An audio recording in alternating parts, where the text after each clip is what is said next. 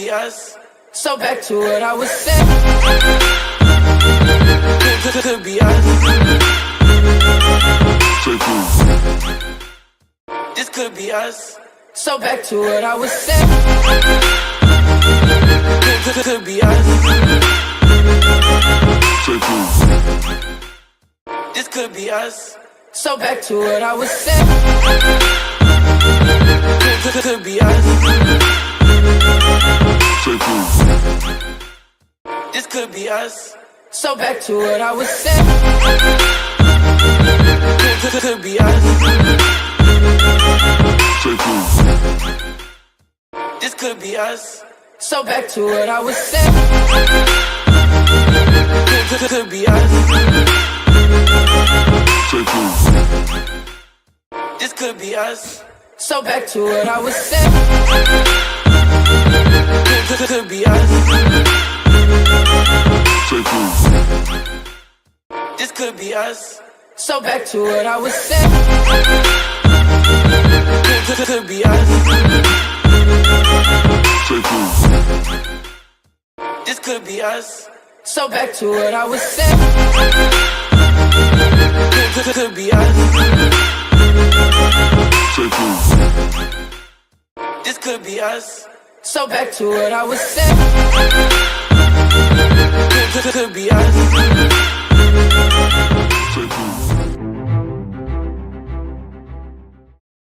If you are struggling with osteoporosis or osteopenia, and you also take any calcium supplements, you've got to see this right away. A groundbreaking discovery from a team of doctors of the University of Arizona has opened up a new way to increase bone density and get rid of osteoporosis for good. Their study shows that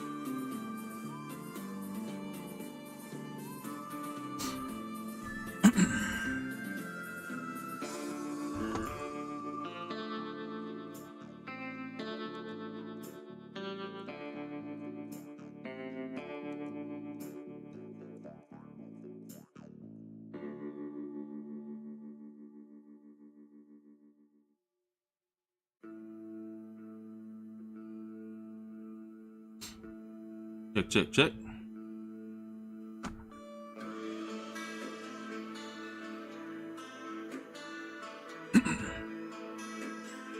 Yo, we are live at the Implodian Chess Studios. I am Coach Bryan, bringing you the Snow Day Tournament Part 2. We had some unfortunate events yesterday, but now we have everything situated, tournament locked up and secure.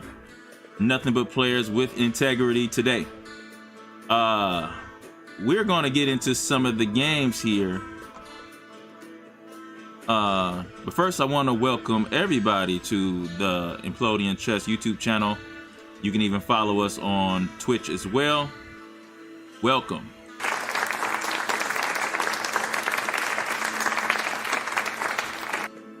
All right, let's get into some of the games here.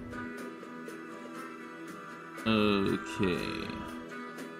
We have 34 players today, led by our highest rated player, Estos Nuevo, 2156 player here, playing NASCAT, and it's not looking so good for NASCAT here.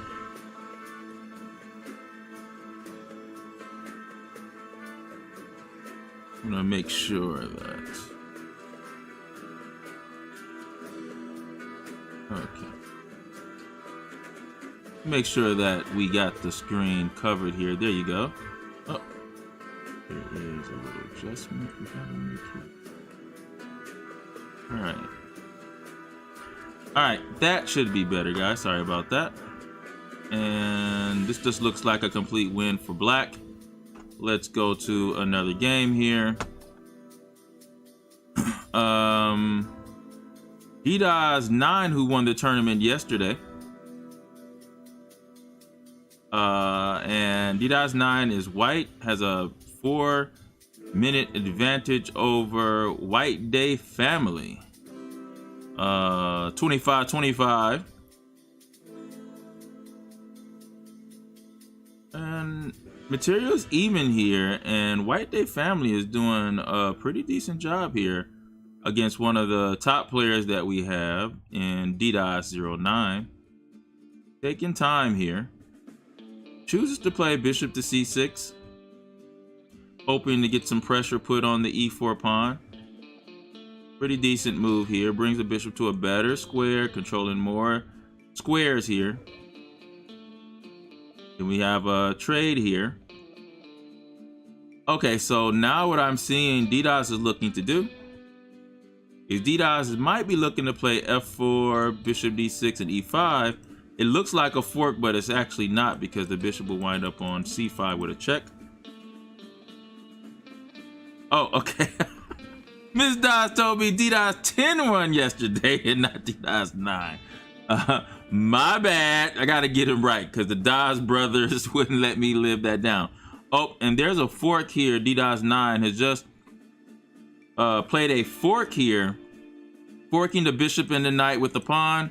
Fork is anytime you attack a piece, two pieces at one time, especially two greater pieces with one piece that's worth less. That's a fork.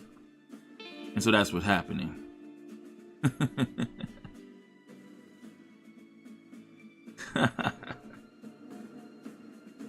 Oh man. Mrs. Dawson, don't be getting them kids mixed up. My bad, my bad. That's right, though.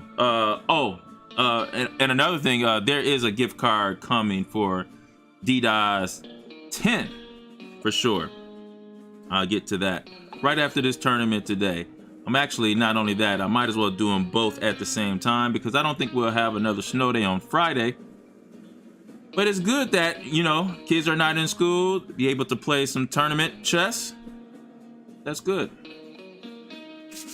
All right, so this game looks to be winning for DDoS 9 here. Adi Vizel is going against Shamlia. It has an 1844 rating here. Okay. And we look at the material, it's pretty much even. White has this strong knight that's in the center of the board.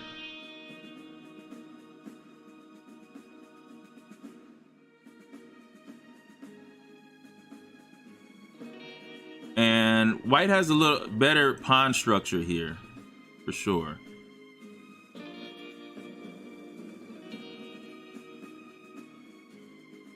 Because you see there's an isolated pawn here.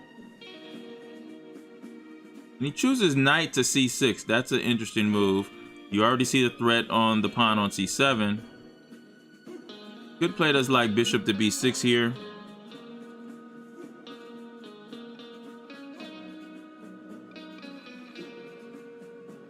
This is a battle here. This is a battle.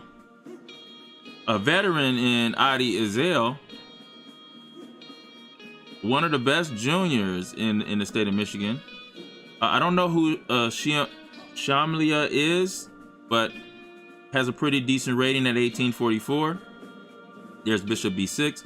This is going to be a pretty good battle, so we'll come back to that game. Next, let's look at Taki Element versus DDoS 10. DDoS 10 is the winner of yesterday's Snow Day tournament. DDoS 10 and Taki Element have played each other 14 times, and DDoS leads in with a record of 10 wins against 4 wins for Taki Element. So they have played each other quite a bit. Taki Element has white, DDoS has the black pieces. You see this bishop pair that Taki Element has, and white has the pair of knights, but white is actually up a pawn here at 7 pawns to 6 pawns, so up material. But will the bishop pair make up for it? Right now, DDoS is threatening the move. Oh, well, I would say check, but I guess the knight can just take here. Black is threatening the queen here.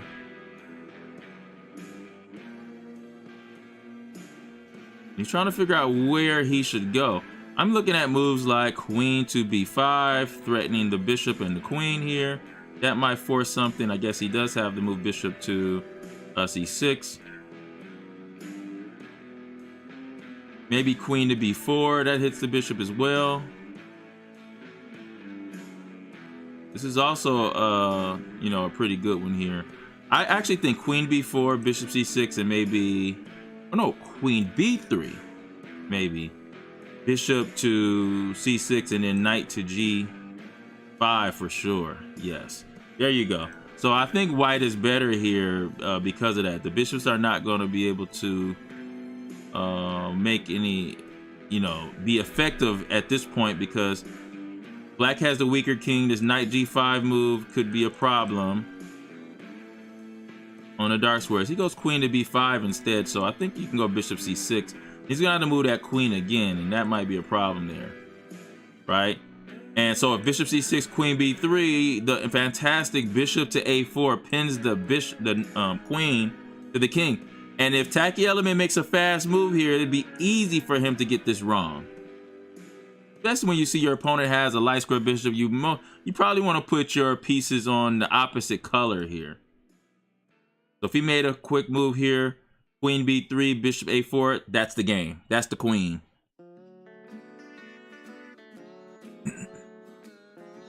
So he's going to have a lot to think about here. And the reason why he would go queen b3 is because he does think he has access to this diagonal, maybe knight to g5. So that's what he would be thinking about. But now that I'm seeing that he's using more than 30 seconds on his move, he's probably really thinking about where he should go. And that should be queen b4. If rook b8, you just take that rook. You trade 2 rooks. You're going to get actually 2 rooks for the queen. And he's going to have to give you a bishop too, because you don't want to block with the queen either on the back rank. But Taki Element has to make a move here. He's going against a higher rated opponent, 1786, also the defending champion in DDoS 10. Taki Element, a veteran, has won many state championships with the Barnard School. He's not going to panic in time trouble. All right, so those games are pretty good here. Let's go Gogo Stello and Full Empty Pajamas. These are brothers here. You know what would happen in the house if Gogo Stello beats Full Empty Pajamas? But Big Brother says it's not happening today. I have an extra knight. I have 2 rooks here, and you have only 1 rook left. Not happening today, little brother. And so black looks better in that position. Top Madhouse. Speaking of brothers, there's another one. And he's going to be playing in the state championship for Avondale Gate this weekend at Castec High School. Yes, the state champion, 4-time defending state champion, Cass State High School is hosting the 2022 elementary state championships this weekend, 8:30 a.m. If you want to come observe and be an observer for that state championship, check it out. All right, so Top Madhouse will be on that team for Avondale Gate. He's playing the future of the Implodians, Little Almond. Maybe they already played. It looks like Little Almond already won that game, so I'm gonna have to refresh my screen here. And let me hit the chat up here because I haven't really been looking at the chat.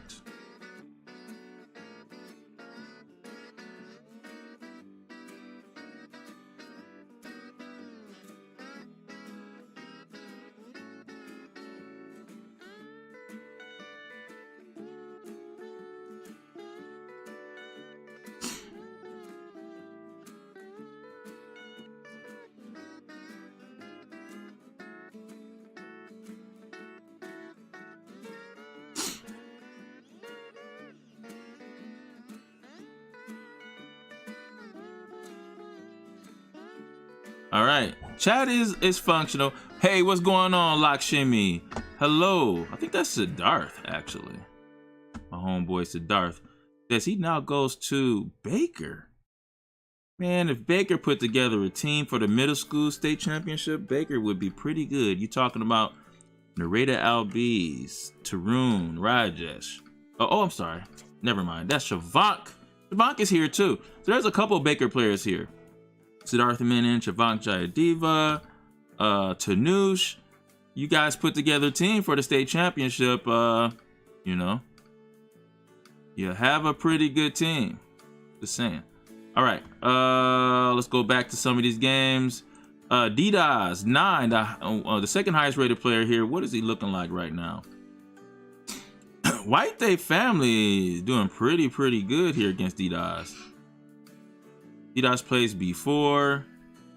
Didas is materials equal here. But White Day can just go bishop takes B4, queen takes B4, and queen takes a F6, I believe. So this is not an easy move, but Didas does have a significant time advantage here. Let's go around the world. Let's go back to Vizil and Shamala. Again, this is equal material. There is pressure put on the E6 pawn. The knight is on a weak square here. Look like he's bringing his knight to D3 to C5 to attack the E6 pawn here. He's also making the rook on A8 babysit the pawn. My rook had better things to do in life than to protect the pawn. So I might have to push this pawn so I don't have to worry about it anymore. But this knight will be pushed to a better square. Knight to C5. So just imagine doubling the rooks here. That backwards pawn, knight C5 here. This is going to be pretty good for white here. We might see the move rook to B8. That way, if these traits happen on E6, then the B2 pawn will be hanging. So black has the counterplay. It's not over. Even time. This is going to be a battle. We're going to come back to that. Tacky element versus Didas 10. I said that white was better before. He did play queen B4, looks like. And now we see the move H6, so there is no more knight to G5 threat. And he actually kind of plays the move queen to B2, which is weird. There was no reason to move that. I think it would have been better to try to open up the H file here for this rook. Instead of queen B4, play G4. If take, there's an open H file for us here. And actually, you can actually get into knight G5 because the pawn would be pinned here. So that was a plan there. All right, let's go around the world again. Full into pajamas. Yeah, this is finished here. So I'm gonna refresh here so we can see the games that are actually being played. Okay, let's go back to this game. Looks like D.09 is up about 2 minutes. Up one pawn, but this pawn is really not a pawn that he's going to be up here. But I think white is definitely better here. He has to watch his second rank, but when you look at the weaknesses of the king, D.Daz White Day Family's king is very weak. And I like this move a5 here. Attacking the pin b6 pawn. DDoS is trying to create some weaknesses where he might can make a pass pawn in this game here.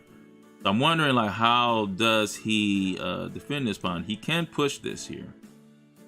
It's possible to push. But then you might be losing something after b5 and queen to b7, which forks here. So he does allow that. So now the question is, what do you take with? Do you take with the pawn? I don't think so. I think you take with the rook, put pressure on a7. Again, the back rank is very weak because of the structure around the king is weak. So this rook here on a8 is an important defender.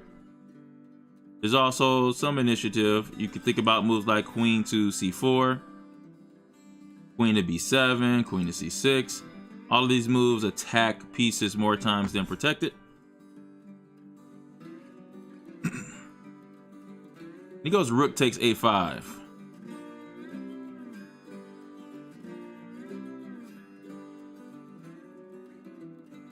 Yeah, I know, Siddharth. I made a mistake. Nareda is in 9th grade. I was thinking about the Barnard team, but Nareda left that Barnard team. But hey, Shavank is still there. Shavank and Tanush are in Baker. And so if you guys made a team, you might win the championship. You never know. I'm just saying. You know what I mean? I don't have a middle school team this year. Oh, yeah, I will. I will have a middle school team. So if you just want me to win the championship, go ahead, don't make a team. No, make a team, Siddharth, for sure. You know, it's always implodians first, right? All right, 5-13 to 3-10. This is gonna be a game that's gonna go down to the wire here. Let's go to Tacky Element. He found the move G4 here, but only with 1 minute and 25 seconds left. DDoS has 6 minutes and 54 seconds. Wait a minute, let's go through this because a lot of moves were played here. E5 is played here, threatening an unprotected f4 pawn. Also maybe pushing the knight back to a uncomfortable square. He plays the move G4. Oh, this is gonna be very interesting here. Again, Tacky Element is down almost 4 minutes on the clock here as DDoS 10 thinks. And notice his bishop on c6 is pinning the knight to the rook.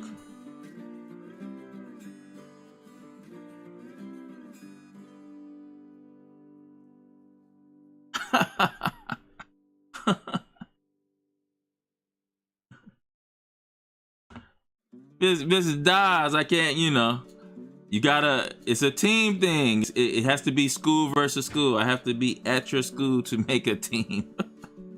You know, if I had those boys, man, oh my God, you know, that would be, oh, wow. You know, just imagine, right? But what, that was, oh, big decision by Tacky Element. To give up the rook here for a strong knight. The knight is strong here, but I guess we could take this knight away. Actually, taking the knight is actually so much better. This is a losing move by Tacky Element. Just go bishop takes d4 right now. That's a free piece. Because if c takes d4, you just go, you might want to stop on this square, but you can definitely take the rook for free, for sure. But hey, what would happen if you stop here? I guess he could play king to, yes, he could play king to d1. This is losing right now. So Tacky Element is down a whole piece and an exchange. Just move the king here. He's down in time, so doesn't look good for him. Let's go to another game. Vizel versus Shamiya. This is pass pawn. Look at the knight on c5 on the outpost, a pass pawn on c6. All he needs to do is find the cooperation with the knight and the rest of his pieces. One of the best things that you can do here, and he should be finished with this move, but another thing is when you're facing a knight, you want to stop that knight's advanced squares here with moves like g4. Okay, Or he can just switch routes here, which is perfectly fine, and attack the weaknesses on a5. Use putting the rook on the 7th rank so that the bishop, the knight, and pawn can cooperate with a rook now. You want all these pieces to cooperate, so it might be time to switch focus here. Instead, Vizil goes for the e5 pawn right away, and look, he's also threatening the check here, which black, in his haste, missed the check. Now, there's an exchange up here. Now, the one thing you want to watch out for when you're up in material is the winning disease. Right now, white is winning, but he needs to continue to have focus. One of the things I see with kids that are under 1600, they lose focus once they're winning because they get relaxed. That's an emotion. An emotion in chess isn't the best thing because it breeds mistakes. So if he just keeps focus, concentrates, he should completely win this game, being up the exchange a rook for a knight. But if he loses his focus, this knight is going to start to hop into some good squares, and then that could be a problem. But right now, you see there's a pass pawn. Looks like I can just play this move c4 right now, attacking this pawn twice. If the pawn moves up or take, rook takes e4 check. There's a rook behind it. I would like to trade pieces because I'm up in material. This should be an easy win. Let's check the other games. White Day Family versus DDoS. White Day Family is down to 58 seconds. This looks like a complete draw, by the way. Oh, I say it looks like it. I don't like the fact that White Day allowed the trade of rooks here. So now DDoS needs to just trade this here and really concentrate on that weakness there. Actually, that might be a free pawn. After rook takes f5, e takes f5, just playing the move rook to a5. Because if he plays rook to f3, you go king to g2, and the rook has to move because the king is an attacking piece as well. Don't forget that. Get your king into the game once the queens are off. So after king g2, rook has to move, rook takes here, and still could be a draw. It still could be a draw. These rook endgames are the most drawish endgames out there. So yes, there's 2 pawns. White is up 1 pawn. Those pawns are not the best, but you have to make some type of progress, right? You have to, if you can't mate the king, you have to be able to take one of these pawns so that one of your pawns can queen. But how do you get the pawn on the other side of the board to get a queen so you can win a game like this? That's the hard part.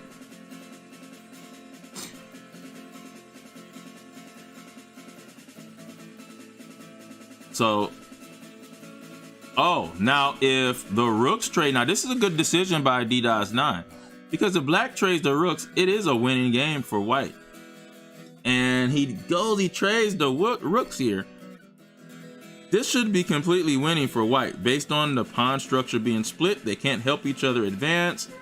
And the big problem with the pawns being split is, imagine if there was a pawn on here on g7, there would be no way that a white king could enter on f6, g6, or h6. But since there's no pawn here, the king could come step in front. His king has to move away and give up ground. We'll step over. King has to move away, give up ground. And then once the king goes back, the king is eventually going to have to be able to land and sit on one of these squares here. See how he's in front of the pawn now. The king is going to come back here. And eventually we're going to be able to create a pass pawn here. Now watch this. After the move h4, king could step here. See the weak dark squares because their pawns are split. We just want to be able to have our king come in here. Look how DDoS, his professionalism, his accuracy in the end game, how he's able to enter. Now he's able to take the pawn here because the king had nowhere to go. That's called zugzwang. Any move that you make, it's a losing move. And that's what DDoS 9 used his in-game skills, and the move called zugzwang was made there, winning the game. What a game by DDoS 9. All right. What else do we have here? It's only one game going on. Vizil versus Shamala. This changed. Oh my God. What's happening here? Oh, Shamala only has 7 seconds. Vizil wins the game anyway. Wait a minute. I gotta see what happened because that was a big turn of events. Oh, Bizel was actually black here. I was actually talking about the wrong person. So he was the one that was down material, but Shamala is down in time. So time matters. He uses time to achieve such a good position, but didn't have enough time to complete it. So there we go. And that should finish our first round. Next round is in about 4 minutes. I'm gonna give a shout out to everybody that entered the tournament today. Vzil, my boy Adi, Ezil from Troy, Blue 12, what's up? Esto Nuevo, hey, welcome to our tournament today. Very high rating, 2157. We love to play the highest players we can play.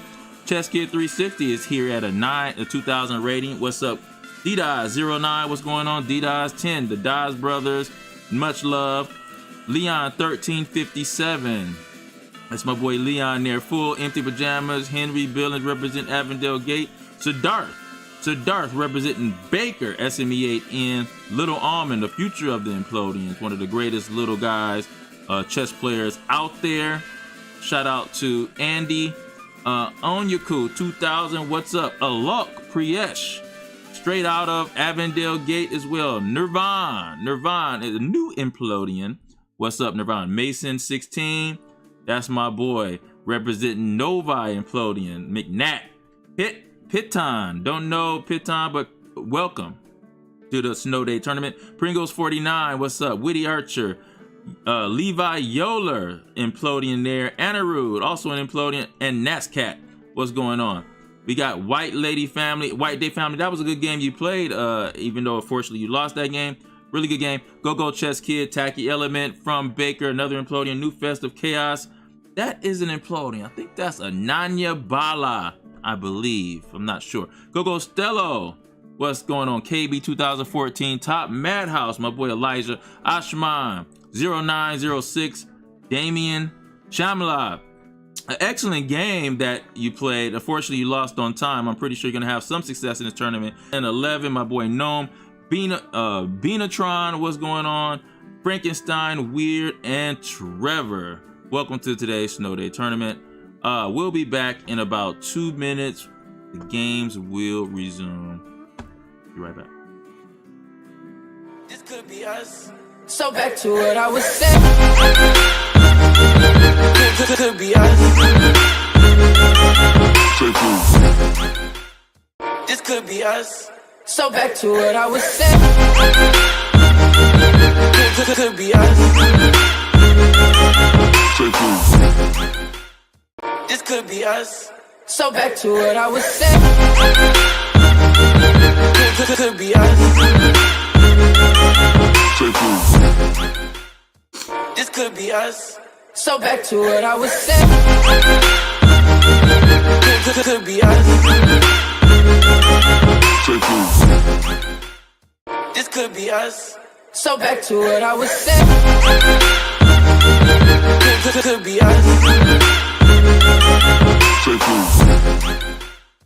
This could be us. So back to what I was saying. This could be us. This could be us. So back to what I was saying. This could be us. This could be us. So back to what I was saying. This could be us. This could be us. So back to what I was saying. This could be us. This could be us. So back to what I was saying. This could be us. This could be us. So back to what I was saying. This could be us. This could be us. So back to what I was saying. This could be us. This could be us. So back to what I was saying. Could be us. This could be us. So back to what I was saying. Could be us. This could be us. So back to what I was saying. Could be us. This could be us. So back to what I was saying. Could be us. This could be us. So back to what I was saying. Could be us.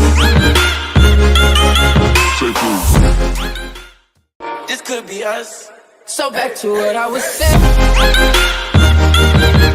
Could be us.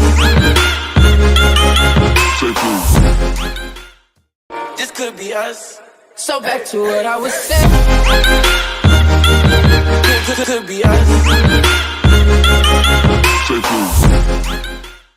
This could be us. So back to what I was saying. Could be us. This could be us. So back to what I was saying. Could be us. This could be us. So back to what I was saying. Could be us. This could be us. So back to what I was saying. Could be us. All right, here we go. Welcome back to the Implodian Chess stream of the Snow Day tournament. Make sure that you follow us on Facebook, Implodian on Facebook, and on Twitch. You can see it right there below us on the ticker, and also the YouTube channel. Shout out to our sponsor, Wonderful Clothing. You can find that clothing at bcwarts.com, bcwarts.com. All right, let's get back to the game. Let's see here. All right, our featured game is now Alok Priyesh versus Didas09. And this is a pretty good game. I talked to this young man literally about 10 minutes before the start of this tournament. You see Didas09 has black and Alok has white. Already Alok, unfortunately, is down a piece. Down a piece for a pawn. And Didas is thinking about playing moves like Bishop F5 because this is a discovery on the queen. So Didas has this game pretty much in hand here. Let's do number 3 versus number 9. Leon versus Vizel. Oh, this is gonna be a really good matchup here. Leon right now has the pair of bishops, 6 pawns, but white has an extra pawn. A lot of times the pair of bishops can make up for the pawn deficit that you have here.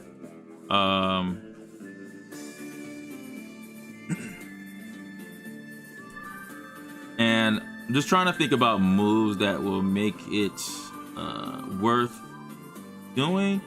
I was looking at queen to F4. Problem is G3 would be a move here. But that's something you might want to do anyway. Queen F4, G3, and then queen back to F6. The reason why is that if this knight ever moves somewhere, then there is going to be maybe some tactics here on the E2. So that could be a move that could be played. Moves like, well, I don't know if I like that move. I don't know if I like that move from Leon. He could have played moves like Rook D8, just bring another piece in. By the way, these two players have played each other 4 times. Leon has 1, 2. Vizel has 1, 2. So this is going to be the tiebreaker. This is going to be a game we're going to have to come back to. Because these are kids pretty much of equal strength here. I will favor white a little bit because of the extra pawn. But if black keeps these bishops on the board, for instance, dropping a bishop back to D7, you know, this could be a good game here. Especially with these bishops pointing to this side of the board here. Remember, if you have 2 bishops together, they control both colors. and especially if you have them pointing at the same area of the board, so that can be very dangerous. We'll come back to that game. That's going to be a good game. Blue 12. I don't think we've seen any of their games here against D-Dot's 10. Blue 12 is black and D-Dot's 10 is white here. Looks like the material is, well, looks even, but he plays queen to G6 check, and instead of taking a pawn back, this looks like it's going to be winning for white. White kind of got really aggressive early, but instead of castling. And castling is a very important thing here. Could you play knight takes or pawn takes? I'm pretty sure he's going to go queen e8, try to kick him out. So he goes knight g5 here. Oh, and that's going to hurt. That's going to win an exchange probably, because after queen to e8, he has knight h7 check. And that wins an exchange. A knight for a rook here. All he has to do is find the check. And knowing D-Dot's 10, he's going to find that check. And after knight takes knight h7 check, rook takes, queen takes. Yeah, there's going to be a lot here. The king is just in a bad position. A very bad position. All right, so let's go to another game here, as D-Dot's 10 is probably winning that game. Oh, Yonku versus Chesskid 360. Chesskid 360 is a 2000 player. And I'm looking at this here is 6 pawns or 7 pawns over 7 pawns. Material is equal here. But I would rather be white here with Chesskid 360 because the king is in the center. When the king in the center, you want to open that center up if you can. So I want to open this center up. The f7 square seems to be a weak square right now. Knight g5 is a move, guys. Knight g5 is a move, and there you go. f7 is very weak. There's a double attack on f7. In the opening, f7 is always the weakest square because that is the square, since that's the only square you can attack more times than attack before your opponent gets castled and defends it with a rook and a king. So that's an early attacking square in an opening.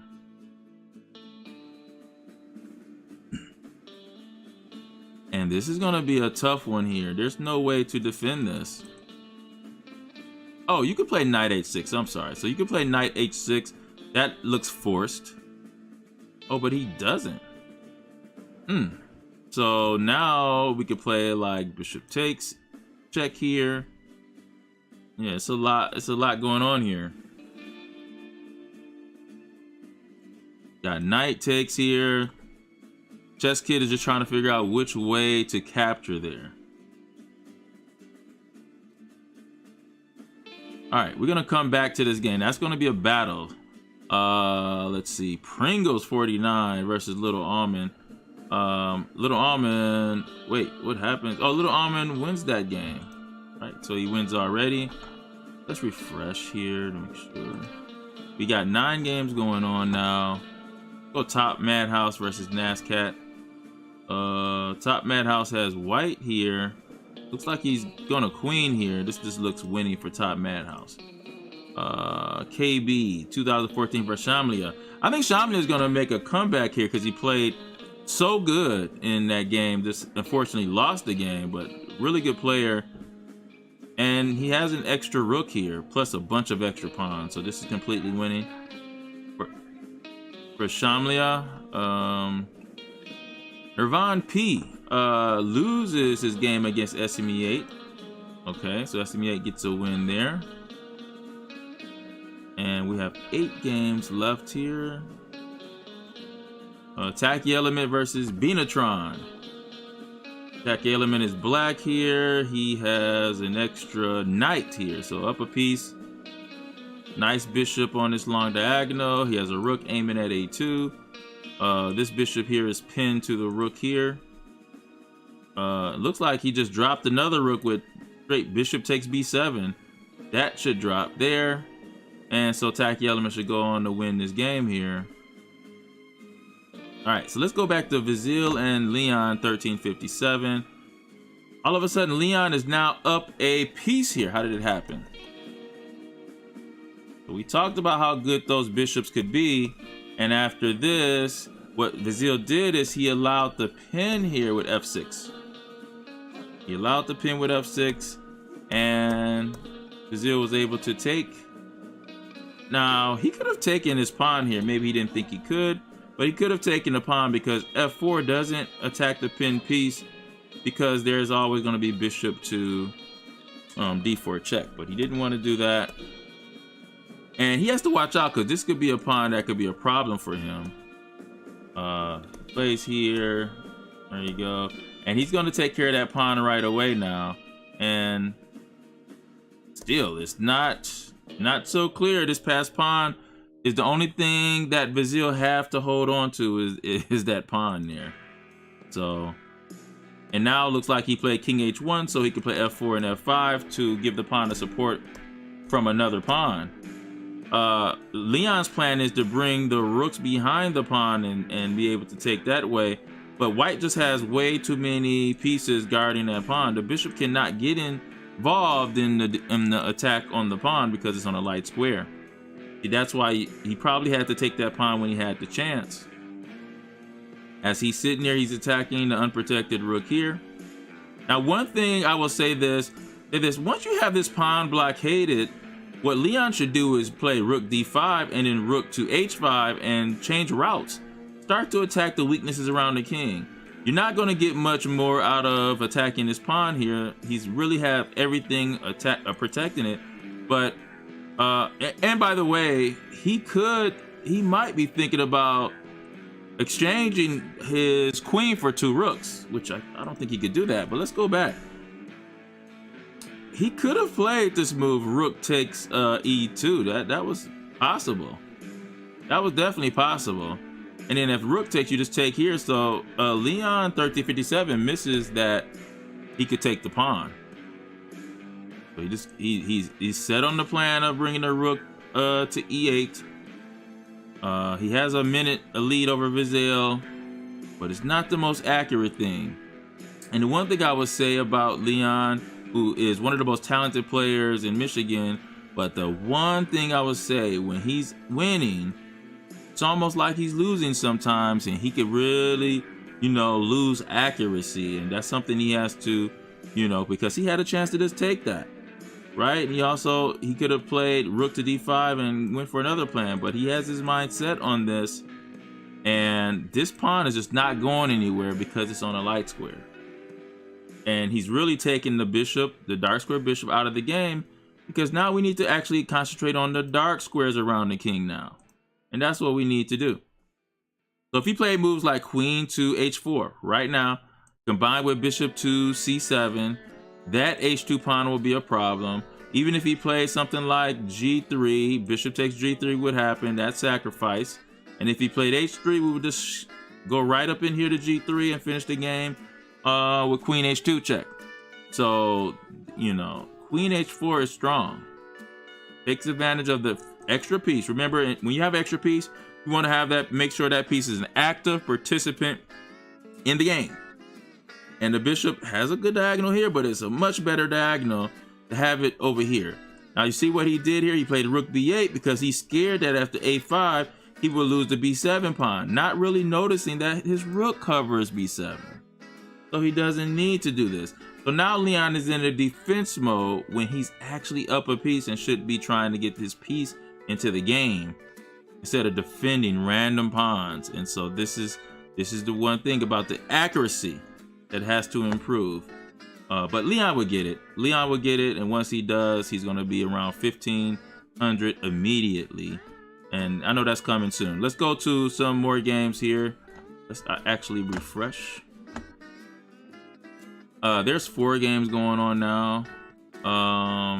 Top Madhouse, and they're still playing. Top Madhouse is still playing here. He has an extra knight here. And he's white here, but black is actually, actually has a passed pawn here. So Top Madhouse has to watch out.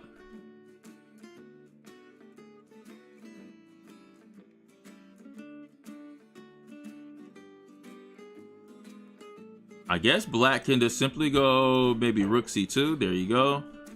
Threatening to go rook takes c3.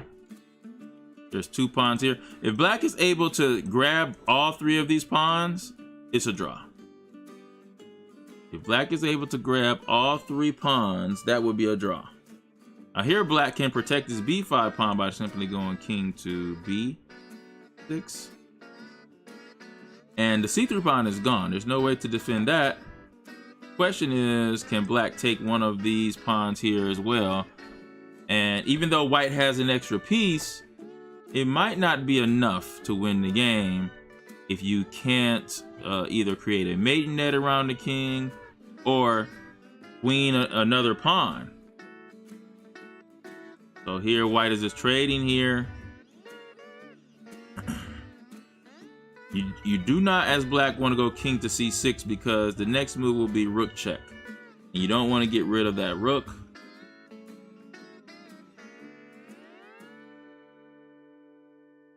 And even if you play something like rook to c4, and he did it now. So the rook check is coming. You don't want to lose your rook, so you're going to have to take here. Oh, and he gives up his rook here. So Madhouse is going to take the rook. And there you go. So top Madhouse should win that game. What else we got? Okay, that's Chess Kid has defeated Onyuku 2000. And see, we always know the games that's going to last a long time here. Except for the new Festive Chaos. We haven't seen this game. Trevor has 548. Festive Chaos has 8. Look at the move, bishop f5 here. White has a extra rook. New Festive Chaos. Extra rook here.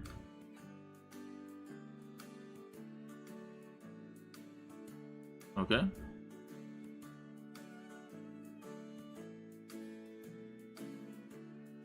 And white is now attacking the knight twice. Ah, but there's a fork here. But it doesn't matter that much because white is up a whole piece. So if you give up one of the rooks, you're still going to be up a piece. Still going to be up a piece. So might as well just, let's say, play move g4. That attacks a piece of greater value here. That could be a move.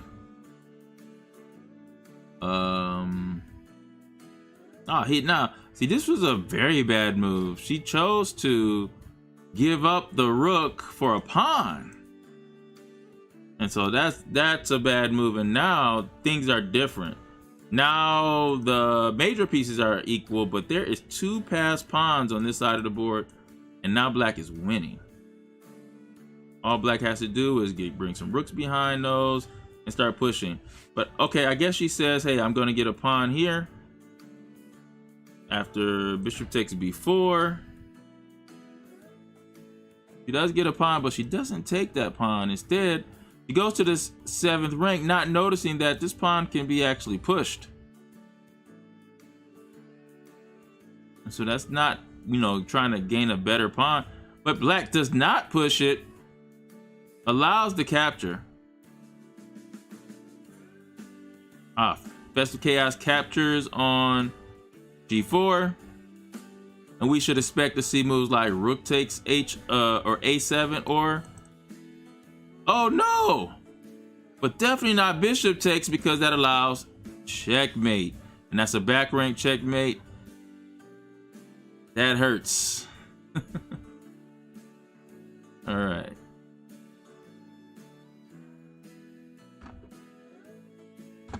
All right.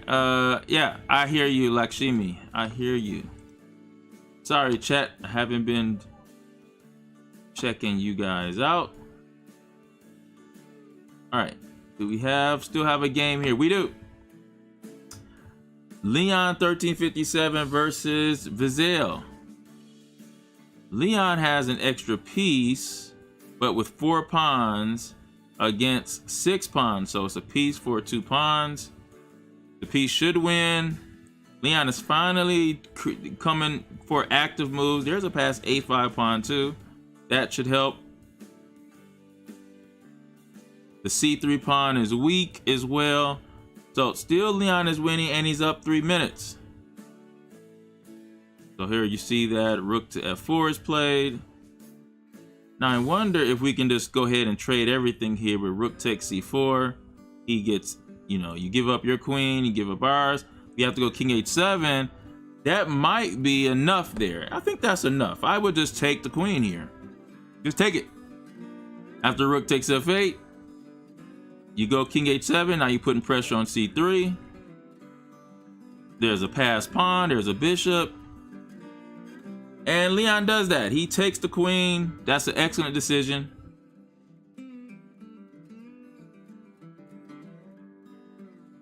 All right. Guys, I'm gonna leave it to you guys for a second.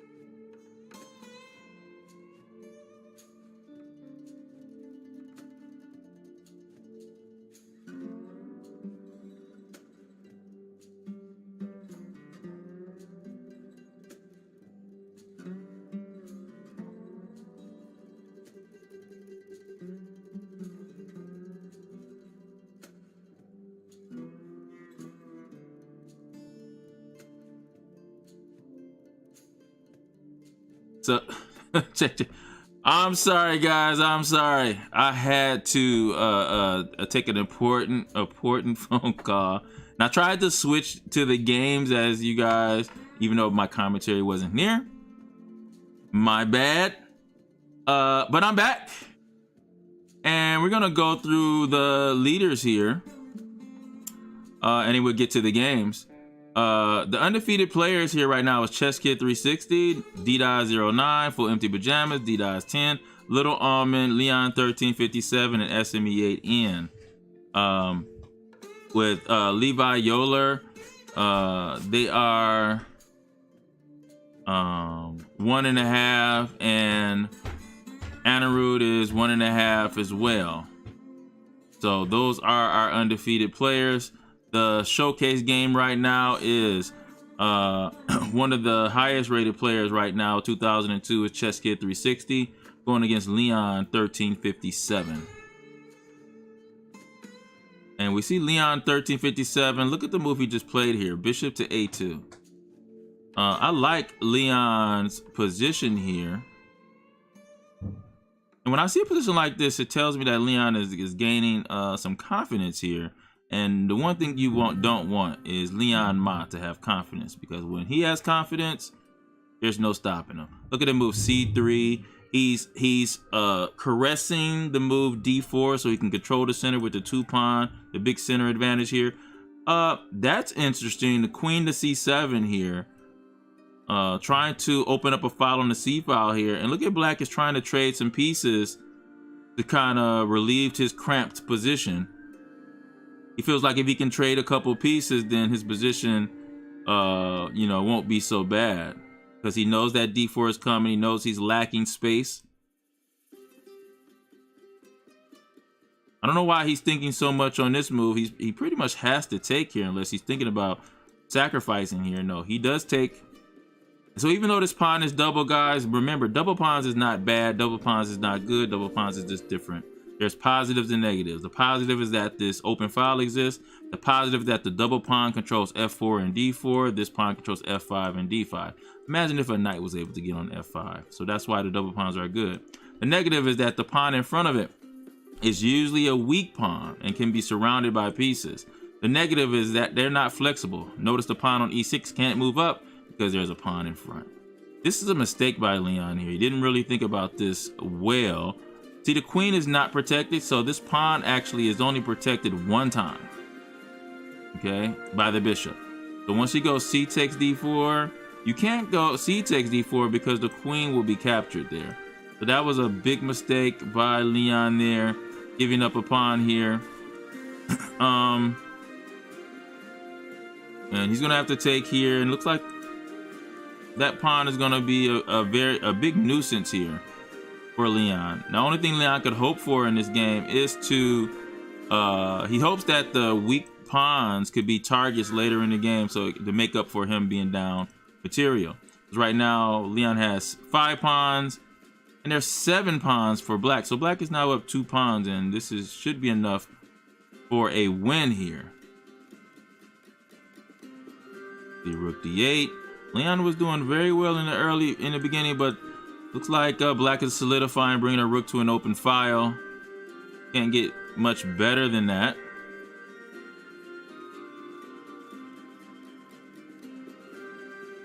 All right, let's go to another game.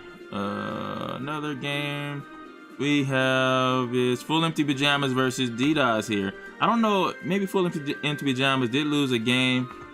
One of our top players. D-Dot has white and Full Empty Pajamas has black. These players have played.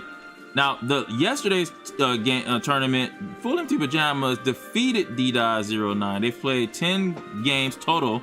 Full Empty Pajamas has a lead of 7.5 to 3.5, even though D-Dot is a higher rated player. So right now, D-Dot is really putting a lot of his focus on the E5 square. Full Empty Pajamas is black. Look at the bad bishop on C6. 8 pawns for black and only 7 pawns for white. So black is up a pawn here. And it is Black's turn now. He can play c takes d4 here. What's wrong with c takes d4? That means the knight will be hanging at that point. What I mean by hanging is the knight is attacked more times than protected. So that is a move.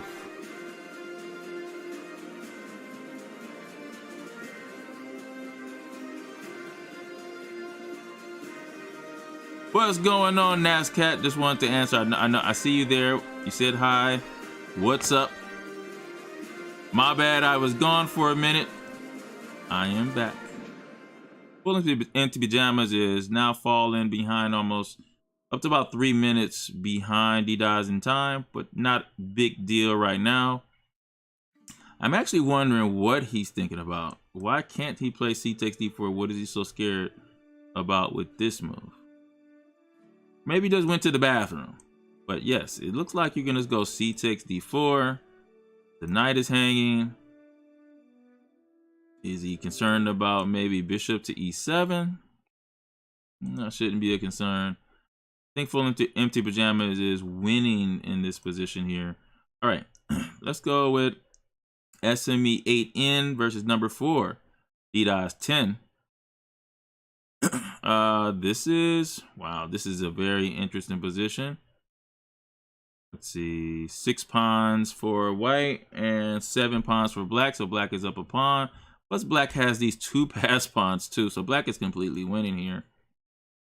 And this is a pretty close position.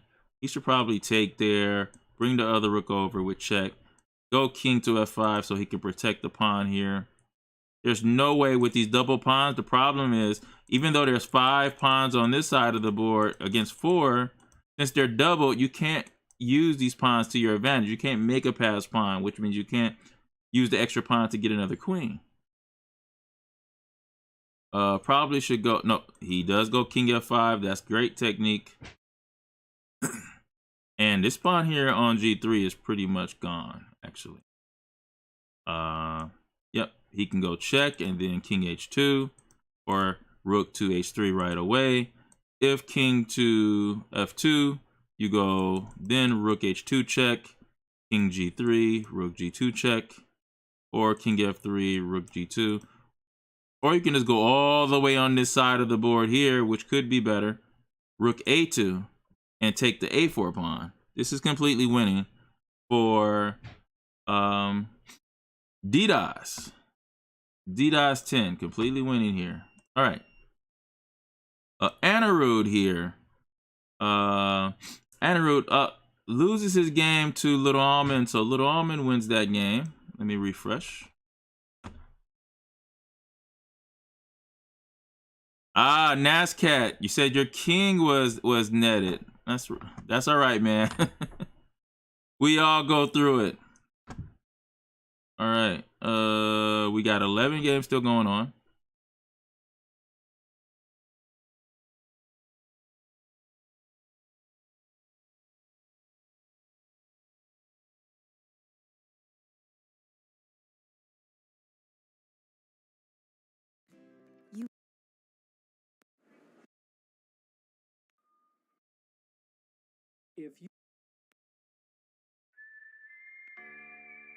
My bad, had to start that back up.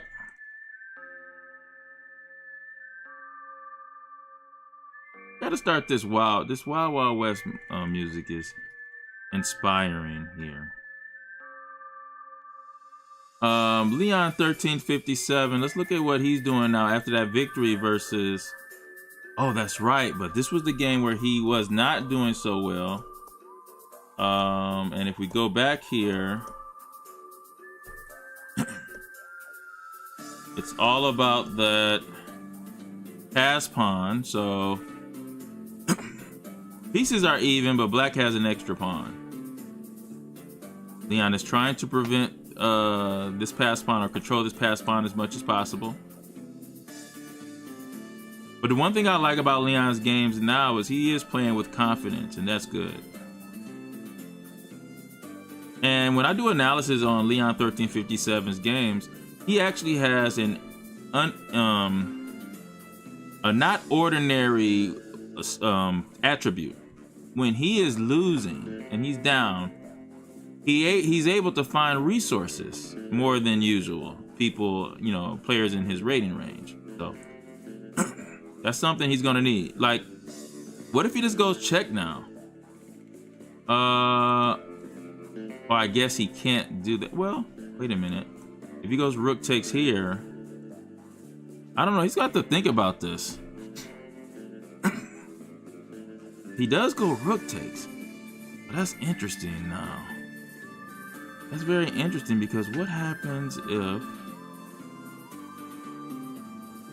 bishop takes here? If bishop takes b3, yeah, there it goes.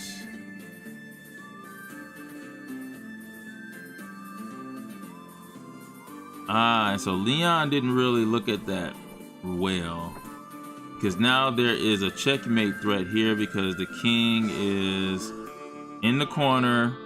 There's a back rank problem, and he doesn't have time to take this piece back, so he's going to be down a piece.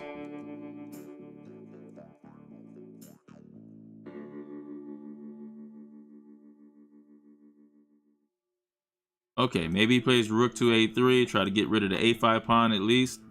That way he only has to worry about working on one side of the board and maybe have a better chance to draw the game here. But rook a5, you don't have to move the bishop right away. We can actually play rook to d4, or even rook to d2. Probably is even better. So Leon has some decisions there, but it doesn't look good. Levi Yoler playing Shamlia, and Levi has he's just losing here. Oh wait, Levi is white here. So wait a minute, I'm sorry, it was his turn. Not losing, well, still losing because he's down by 3 pawns. Okay, and black is threatening queen b2 or queen a1. So, yep. Shamlia is winning that game. All right. Let's see. Gogostello against Oyonku 1656. Gogostello looks pretty decent here. Look at that. He protects a7 and hits c4. Black has an extra pawn, so black is much better in this position. Extra pawn, and the pawn is a pass pawn. We should expect to move rook a1, but we didn't get it.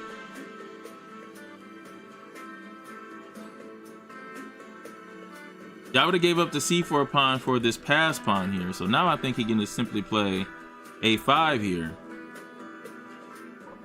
And there he goes. Rook to c8 is going to be another attempt to put pressure on c4. Or we're going to just play rook a8 here.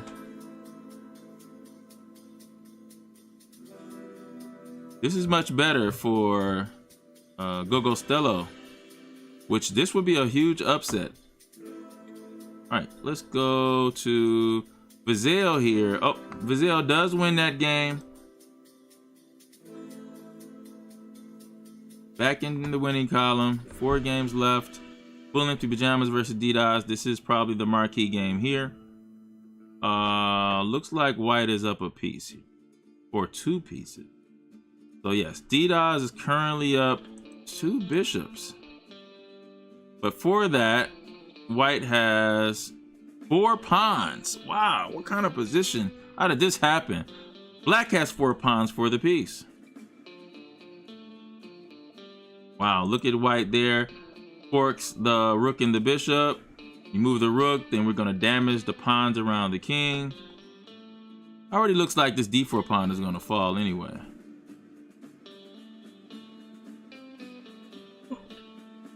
Okay.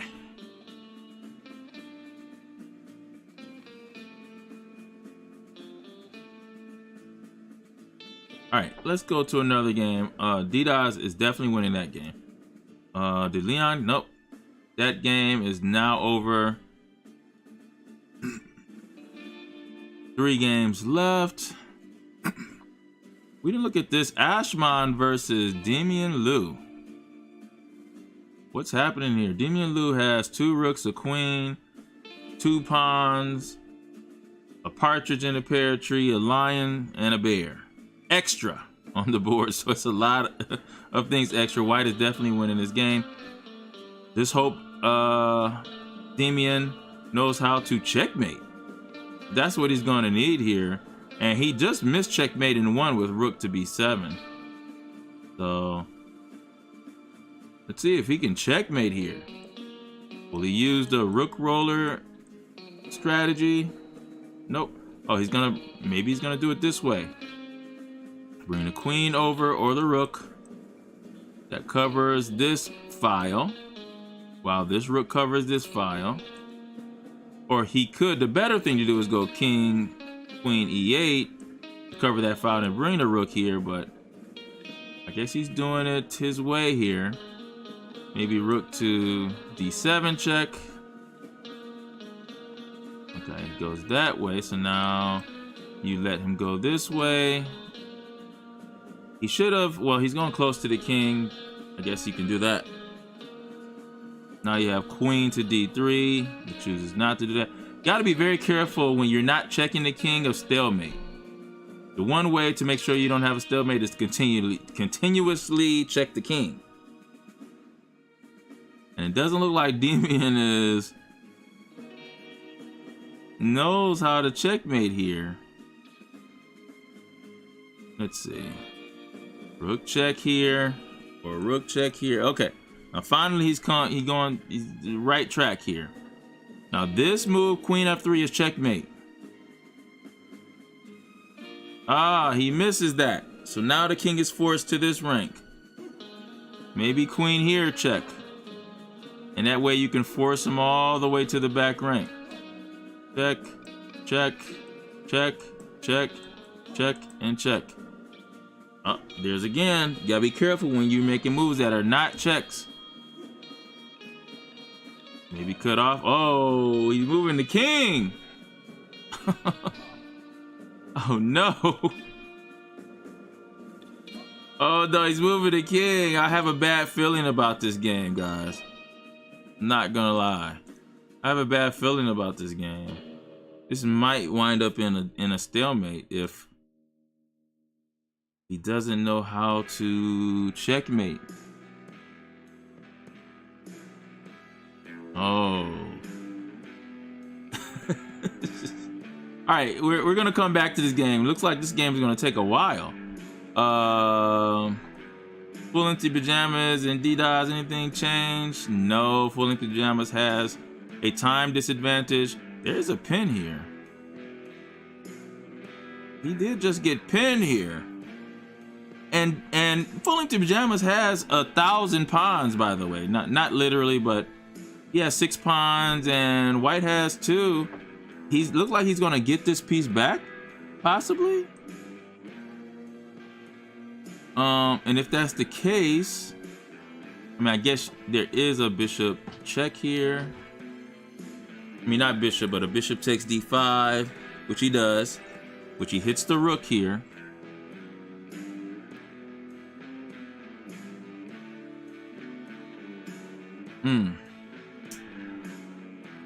Now, where does he put this rook here is the question.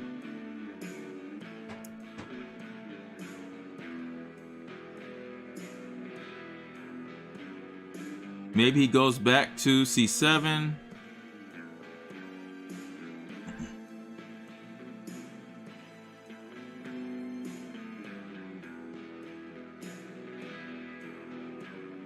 Yeah, he's really trying to figure out where to put it, but he has to move somewhere. He only has 40 seconds. This is a 15. There's no increment. I mean, he can move it anywhere. He doesn't have to. He did move it back to c7.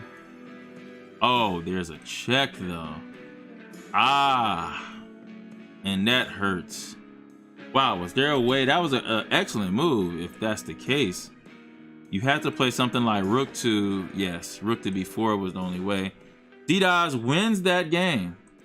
Excellent move there. All right.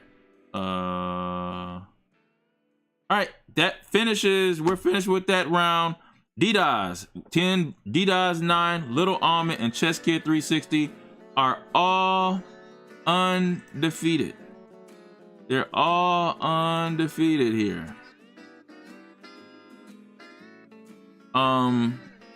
We will be right back after these messages.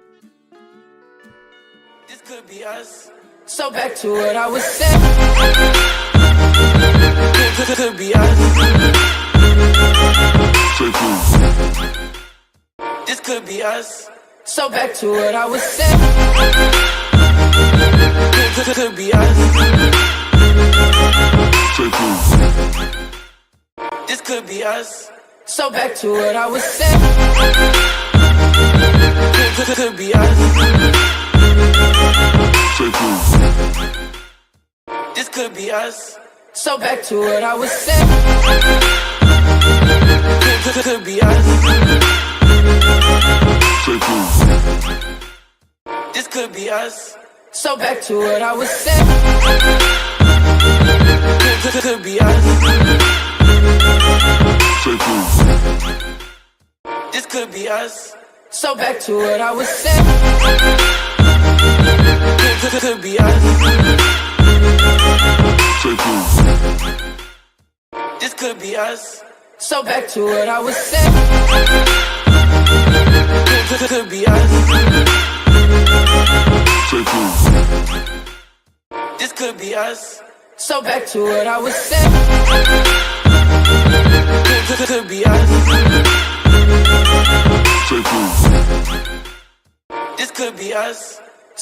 what I was saying. Could be us. This could be us. So back to what I was saying. Could be us. This could be us. So back to what I was saying. Could be us. This could be us. So back to what I was saying. Could be us. This could be us. So back to what I was saying. Could be us. This could be us. So back to what I was saying. Could be us. This could be us. So back to what I was saying. Could be us. This could be us. So back to what I was saying. Could be us. This could be us. So back to what I was saying. Could be us. This could be us. So back to what I was saying. Could be us. This could be us. So back to what I was saying. Could be us. This could be us. So back to what I was saying. Could be us. This could be us. So back to what I was saying. Could be us. This could be us. So back to what I was saying. Could be us. This could be us. So back to what I was saying. Could be us. This could be us. So back to what I was saying. Could be us. This could be us. So back to what I was saying. Could be us. This could be us. So back to what I was saying. Could be us. This could be us. So back to what I was saying. Could be us. This could be us. So back to what I was saying. Could be us. This could be us. So back to what I was saying. Could be us. This could be us. So back to what I was saying. Could be us. This could be us. So back to what I was saying. Could be us. This could be us. So back to what I was saying. Could be us. This could be us. So back to what I was saying. Could be us. This could be us. So back to what I was saying. Could be us. This could be us. So back to what I was saying. Could be us. This could be us. So back to what I was saying. Could be us. This could be us. So back to what I was saying. Could be us. This could be us. So back to what I was saying. Could be us. This could be us. So back to what I was saying. Could be us. This could be us. So back to what I was saying. Could be us. This could be us. So back to what I was saying.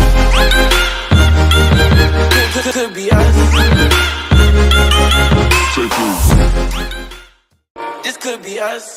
So back to what I was saying. Could be us. This could be us. So back to what I was saying. Could be us. This could be us. So back to what I was saying. Could be us. This could be us. So back to what I was saying. Could be us. This could be us. So back to what I was saying. Could be us. This could be us. So back to what I was saying. Could be us. This could be us. So back to what I was saying. Could be us. All right, we're back.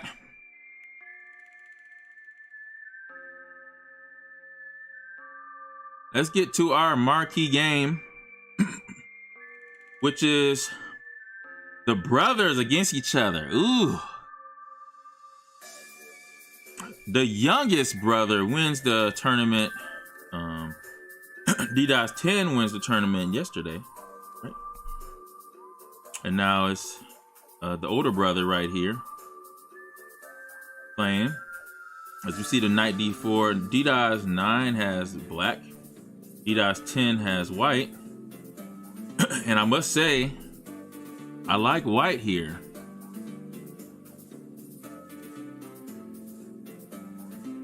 Yeah, I definitely like white here.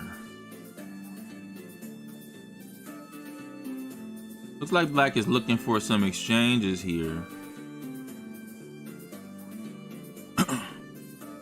But already you can see moves like queen h4 start to formulate, hitting h7. I think now he's looking at if there's a sacrifice that's worth it. I don't think that's the case. f5. Maybe you might be looking at that, but you can't. I don't think you want to trade queens.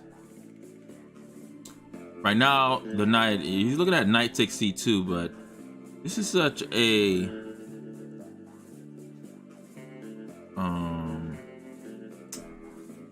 a dynamic position for black. For instance, like there will be some attacks coming down. Like you could play h4, h5. I don't know if I would even take this pawn here, knowing that it's all about, it's just a matter of time before white breaks through.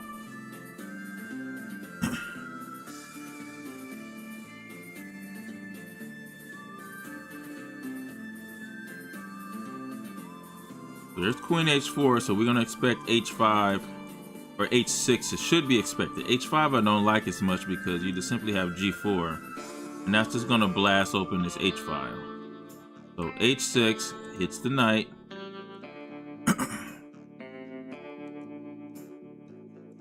Now the question is gonna be, where do you put the knight? If you put the knight on f3,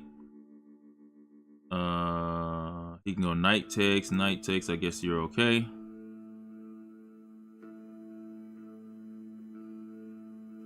I don't see any benefit of going knight to, oh maybe so, knight h3. Yes, it's possible. Knight f2 to knight g4, putting pressure on the f6 square and the h6 pawn.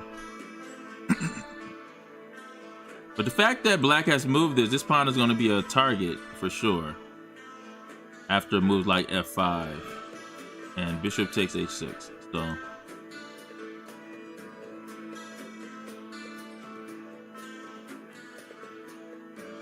this is going to be a tough game here. So we're going to go around. We're going to come back to that game. And little Almond, who is undefeated for today. But maybe he's not here. There's been no moves made here by... White hasn't made any moves in this game. The little Almond is waiting patiently, but Cheskia 360 doesn't seem to be at the board.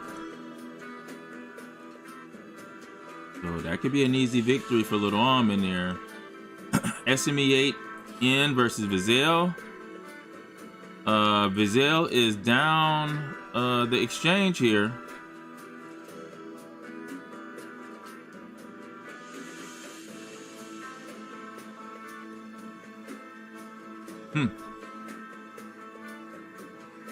But he's hoping to use this bishop on his long diagonal. And I think he could. Oh, I was just going to mention rook f5 here. Now you have everything, all the pieces working together on f7. There's two defenders right now.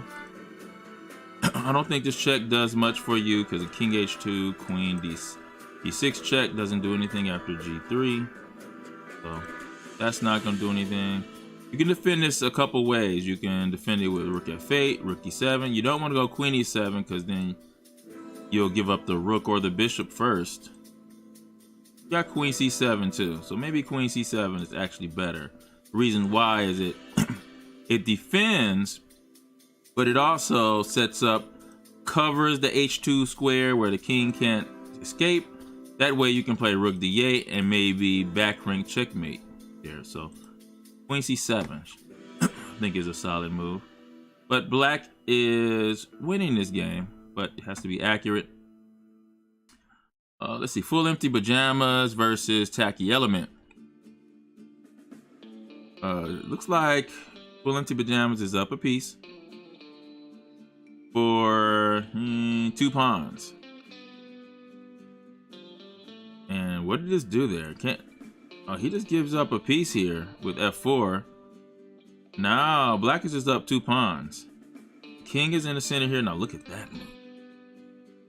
Ooh, that's a nice move there. Attacking the pin piece. Tacky element. This would be a big upset if tacky element could win this. And tacky element actually has history not only online with full empty pajamas, even though the online score is 4 for full empty pajamas and 2 for tacky element. But in person, in the state of Michigan, they have played each other in state championship tournaments or just over the board before. So this is a battle that goes a long way back. Right now, it looks like tacky element is definitely getting the best full empty pajamas here. I wonder if he's gonna go queen takes or pawn takes. Which one? But this is completely winning for tacky element. All right.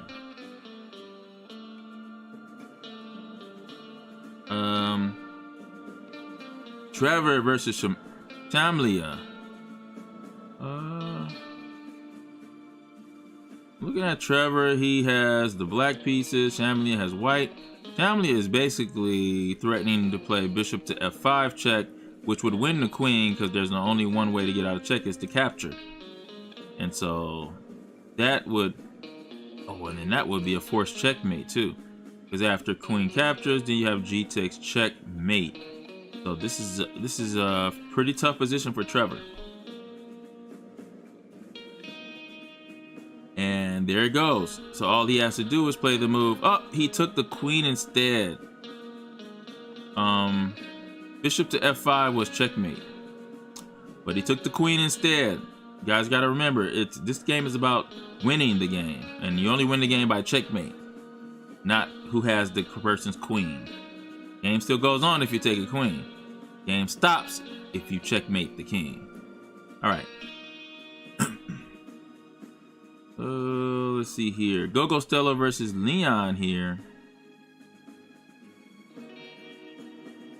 And Gogo Stella is actually doing pretty good here, I think.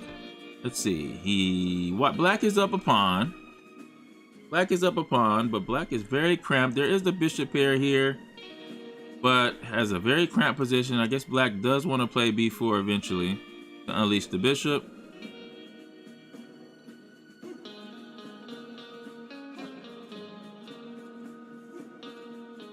Actually, b4 is a pretty big threat, and he just walks right into it, did Gogo Stella. Now when you play b4, the pawn is hitting the knight, and the bishop is hitting the rook. If you go back to e2, black has 2 attackers on e2, so he can play rook takes e2, putting a rook on the second rank and also attacking the queen. If you don't move the knight back, then you're just going to lose the rook here, so that's probably the best move, actually. I don't know where he should move this knight, though. Maybe, I don't know, knight a2. Maybe I don't know, he should take first, maybe. I'm not sure what he should do. Not sure. And also, this bishop has served its function here, too. So he could have brought this bishop back in the game, but Gogo Stella is in a little trouble right here. All right, so back to our marquee game, DDoS 10 versus DDoS 9. Looks like DDoS 9 has just won the rook, so DDoS 10 sacrificed the rook here, and I talked about that earlier. Like, it's okay to give up this pawn, and then I said it might be okay to give up the rook too, depending on what you have. He does give up the rook. Oh no, he didn't take the rook there. But now, after the move knight to knight, oh, he did it the wrong way. What he needed to do is play the move knight to g5. That would have been a much better way to do this. That way, you already have the queen prepared to go to h7. If you bring the king up to g7, then the rook can actually move to h8, right? So after knight g5, let's say he plays f6, attacking your knight. You can go bishop takes g7 at that point. Because even if he takes the knight, then you always have the move queen h8 check. And if he goes king f8, you go queen takes f8, and that's just completely winning. So knight g5 would have been the answer here. And so when he plays here, and now if you go knight g5, we have to expect the move rook h8. And this is not going to be the same variation. By the way, these two have played each other, looks like 157 times. with the oldest brother, D-9, having an advantage of 92.5 to 65.5.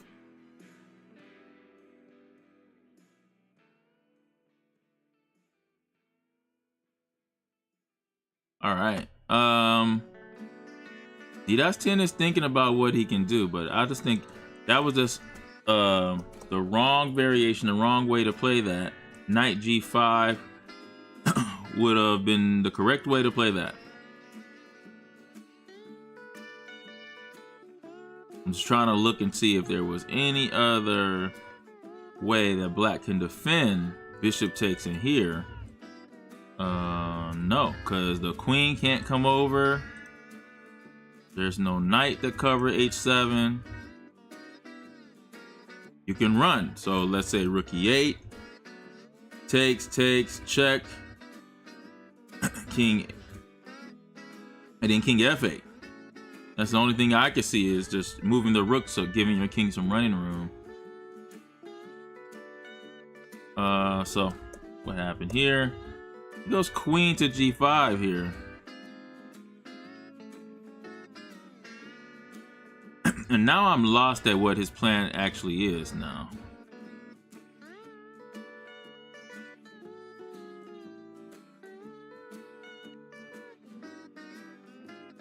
Now this knight is going to start to hop back into the game.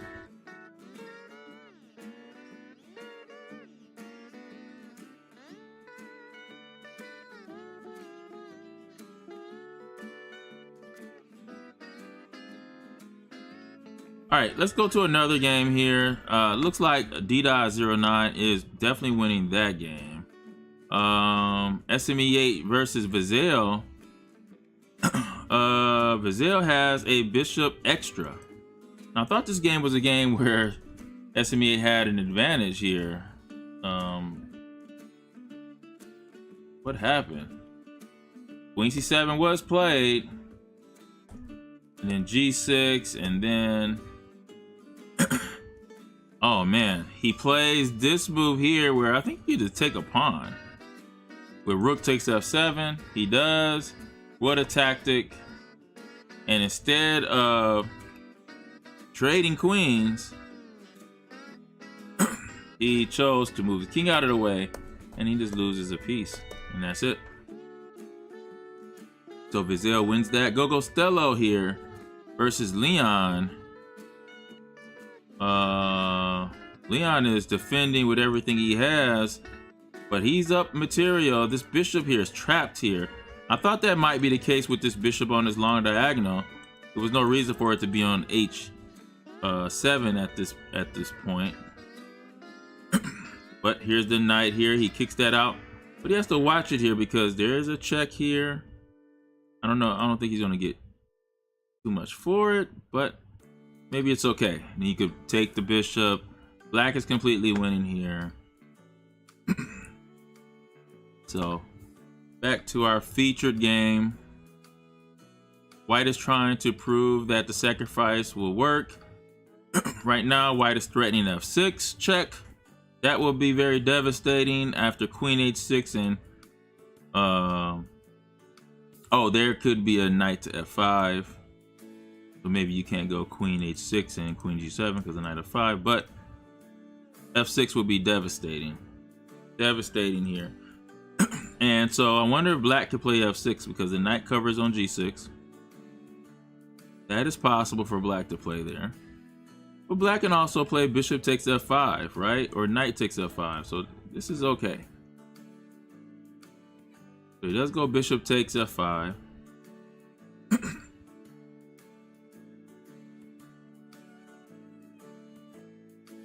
I just don't see how white is going to make this attack work. There's knight h5. There's no really big threat on taking here, by the way. I mean, no, hold on. Maybe it is. Knight takes f5, knight takes, and then rook takes. So I guess it's threatening to take a piece. So knight takes f5 is the threat.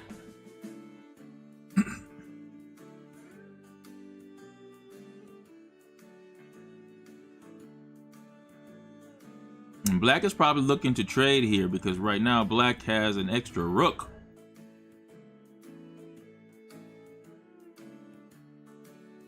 There's knight d4. That covers f5 too.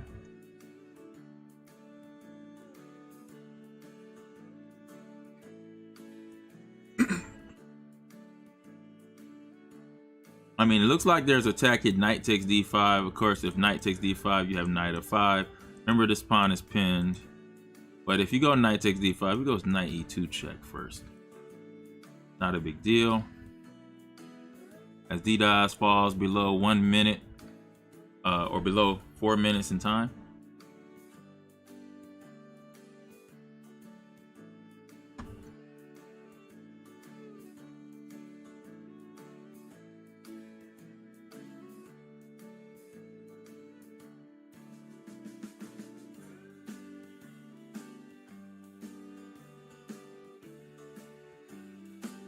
All right, I see Nascot. See, you had a rook, bishop, knight, and 4 pawns up, and it went into a stalemate. Oh, okay, Nascot. I think I missed that game.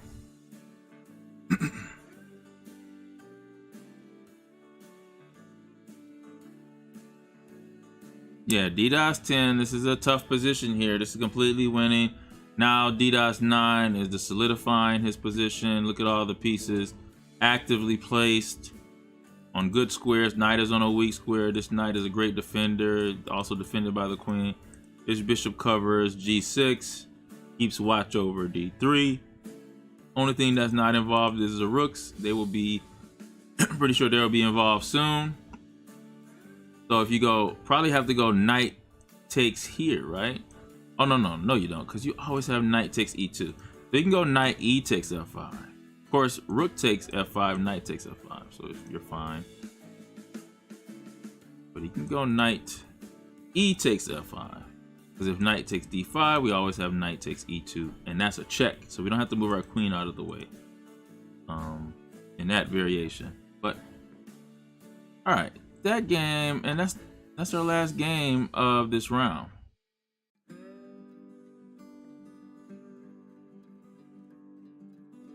He does go knight e5 here. He doesn't mind knight takes d5 because the knight takes e2 check.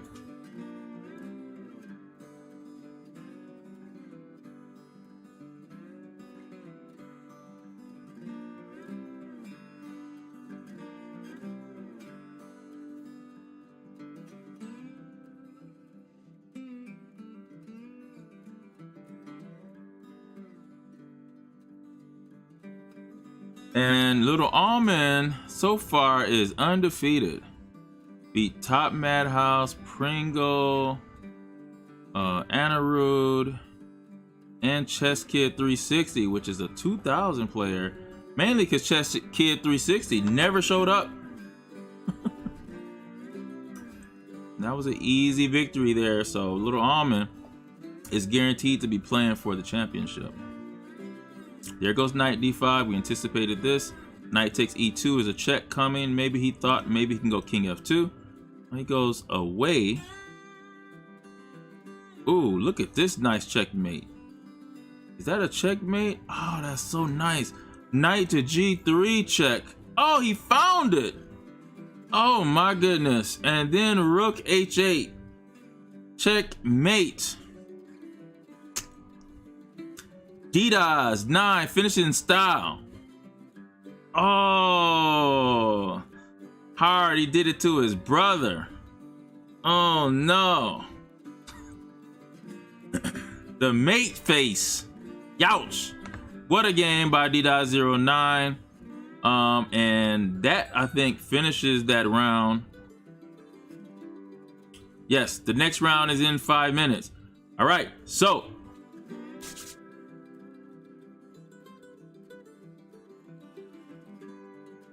here we go. We will be getting ready for our final matchup. I'm pretty sure this is going to be the case. Our final matchup. It should be d-09 versus Little Almond. d-09 versus Little Almond. They're the only ones that are 1 and 2 undefeated. Right behind them is Chess Kid 360, who's actually not here right now. D-Dot's 10 is right behind there. Vizil Shamlia came back from after the first game where he lost, won 3 straight. So kind of predicted that. White Day Family, another good player, lost the first round but have won 3 straight to get back into the top 10. Leon 1357, 3-1. Tacky Element is 3-1. And Anaru has 2.5 on the first page. We'll be right back. This could be us. So back to what I was saying. Could be us. This could be us. So back to what I was saying. Could be us. This could be us. So back to what I was saying. Could be us. This could be us. So back to what I was saying. Could be us. This could be us. So back to what I was saying. Could be us. This could be us. So back to what I was saying. Could be us. All right. What's going on, everybody? We're going to get ready for our championship matchup and our last round of the tournament. I see in the chat, Cat Smith says it was not mate. Let me just tell you, Cat Smith, when chess players yell mate, we don't mean mate right now. We have foresight. So we're seeing the head of the mate. So if I pull up this game, and I'm gonna show you why we say mate and why he played that. So if after knight f takes g3, you're saying it's not mate. Yes, not mate now, but it's a forced checkmate in a couple moves. So when chess players yell mate, that's what we mean, right? It's a forced checkmate. When we say mate, doesn't mean now. It means this game is over, right? That's what our mates mean. And so after H takes, Rook takes right here, right? And I will say this though, I would say he could sacrifice his queen though. I would say yes, he could sacrifice his queen. But once you go down that road, it doesn't even matter. Queen takes here. There you go. Now what does he do? You're threatening mate here. Still can't stop it. If the queen takes rook, we take right back with check, and that's mate. Unstoppable mate. Notice how the queen can't take because it's pinned. The king can't move because of the knight. Even if he goes back here, we still would go rook takes, pawn takes, queen takes, mate. If he goes back to h2, that's checkmate. But these are things that, chess players should see without going through it. We should see this ahead of time. If you're really good at your puzzles, you practice on your puzzles, these are things you see. You see that it's forced. Right, so just want to clarify that. Thank you, Cat Smith, for the comments. We love it when you guys are interact on the stream.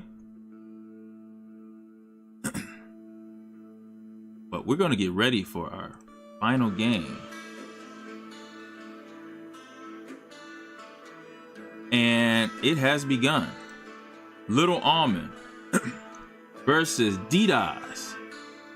Now check this out. Little Almond has played the move f5. Or I'm sorry, c4. And the reason why Little Almond has played this, anytime you see this bishop out early, it's usually a good idea to play c4. And what it does is it helps the queen attack the b7 pawn. And one thing I like about Lil Almond, how he did it, is he didn't play E3 first. He played C4 first so that he can play knight C3. Because there's a line where E6 happens, and then there's a bishop takes knight and bishop B4 check, which is still good for white, but it can be kind of awkward if you're not used to it because your king won't be able to castle. But what Little Almond is doing now is he skipped that line. Oh, but he traded here. I don't know about the trade. That's going to be interesting here. Will he play queen B3 here or knight C3?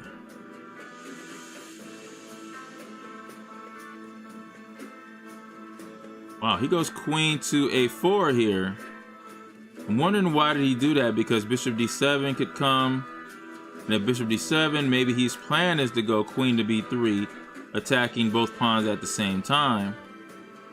Forces black to play bishop C6, and then knight C3 attacks the D5 pawn again. Very interesting play for Little Almond. Move the queen out kind of early. With the check here, was using the queen to target D5 and B7 maybe later after the bishop blocks and attacks the queen. So he instead he moves the knight out here. Wow. So we have knight takes D4. Oh, I'm sorry.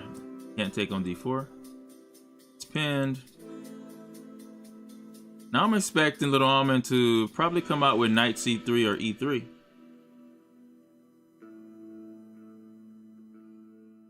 Queen to no, this is a lot of movement for the queen. And threatening queen takes B7. Little Almond is being very greedy. He can, you know, it can get to a point where black actually figures he will just give up the pawn because black will be up so much in development that it's worth the pawn here. I wonder if he would do that.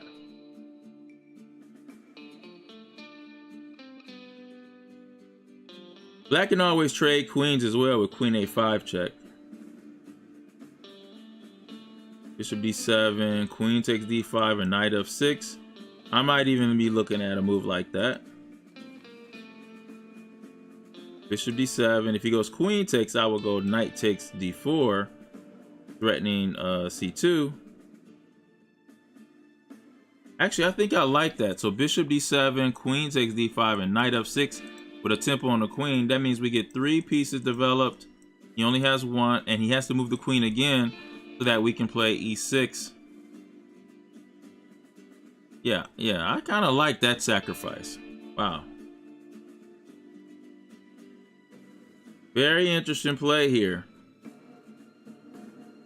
What's up, Dason? I'm glad you can join us in the chat. Shout out to Dason.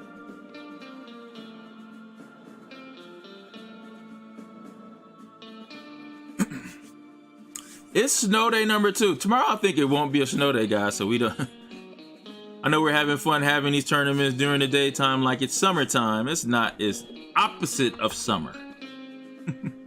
Look outside. The total opposite of summertime.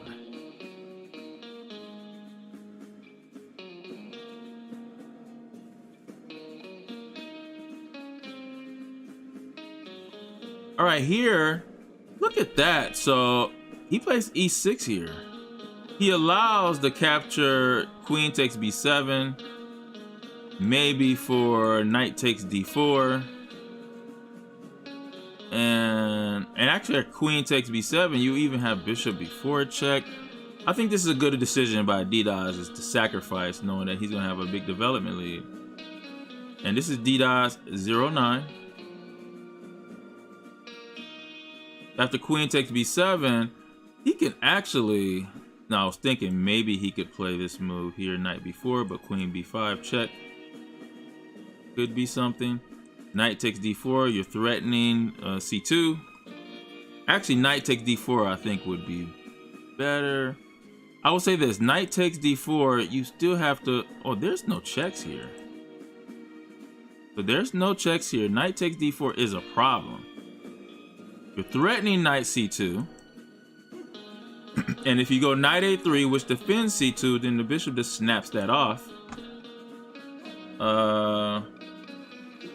White is in trouble here, mainly because of the movement of the queen. Too many queen moves in the first, you know, couple moves instead of just developing all the pieces. There was 3 queen moves here in this game. These two have played each other a lot, and out of 29 games, D-9 has won 15.5 to Little Almond's 13.5, so it's always a close matchup. But look at knight a3, that's just going to be taken with bishop.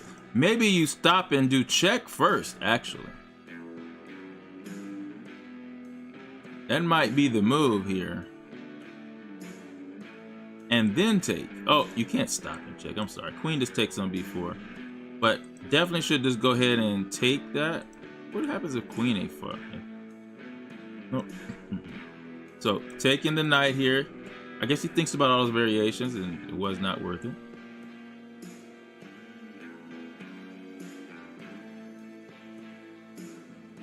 And here, I don't know if you play knight to e7, but you definitely play knight c2, check. And if he goes king d2, you probably should play queen a5 check, because that looks like that could be something. Maybe there's a mating net there. But you do want to be able to castle soon as well as black.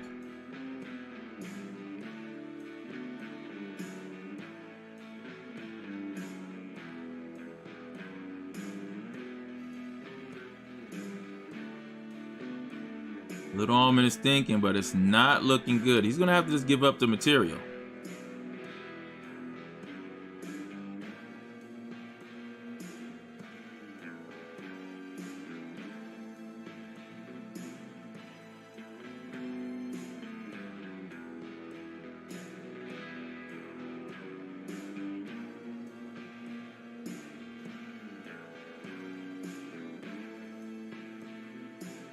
Falling down now to 10 minutes 30 seconds, about a minute behind. Yep, it's no choice.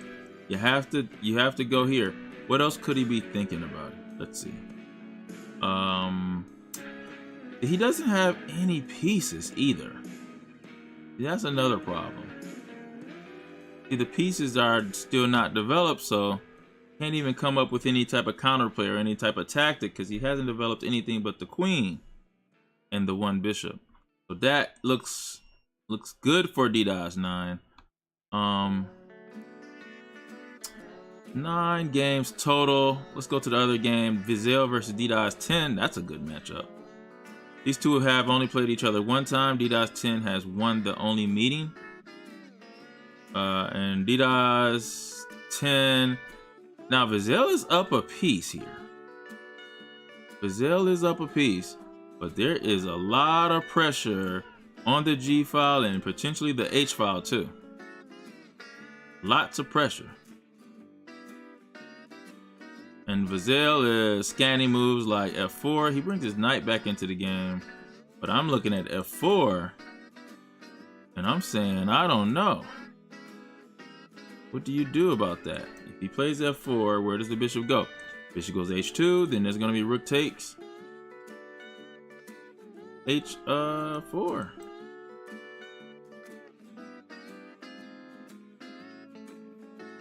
This is looking very dangerous here.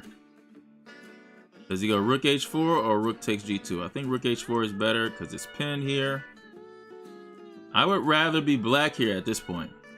Even though black is down a piece, black has 7 pawns and white has 5 pawns. There's the pieces are very active in this attack.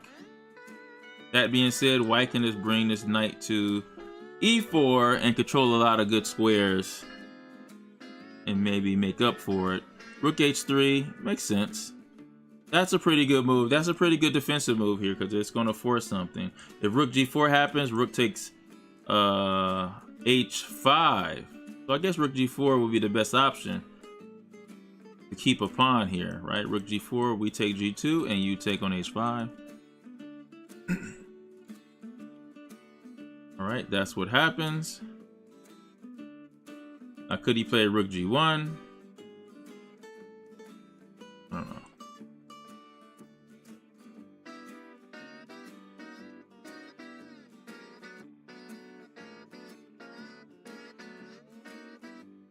Right now, Vasil's extra piece is not doing much in the game. And so that's the biggest problem. But if he's able to get that piece into the game, he plays g3. I thought about that move. Black's bishop is not in the game either. It looks to be an okay move here. Now white is really threatening to play rook to h5. Looks like Vasil is concentrating enough on his defensive resources, and looks like he's starting to wiggle out of his bad position. And once you wiggle out the bad position, that extra piece is going to be very noticeable.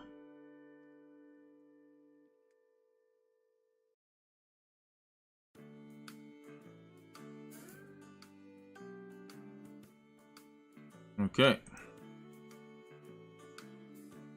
All right, let's go to another game here. Taki Element and Shamlia.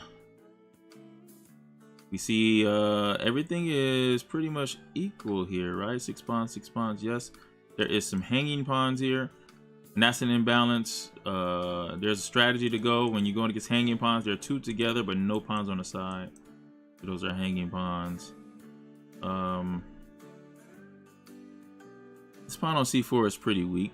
So we can look at moves like queen to d7, which attacks this twice.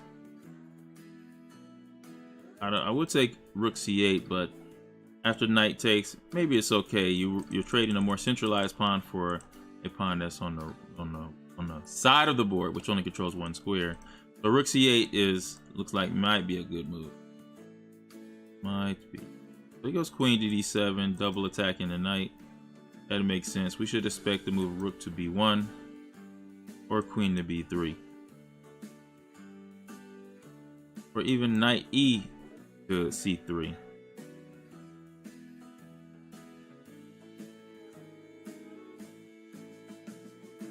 All right, let's go. Anirudh versus Levi. Oh, Anirudh only has a king and Levi has 3 pawns here.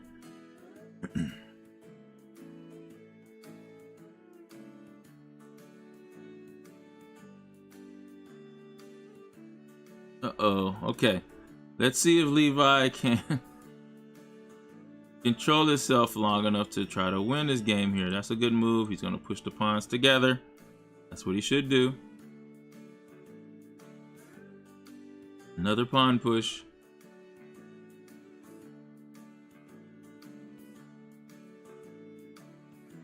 So Levi looks like he has the right method down. King comes in.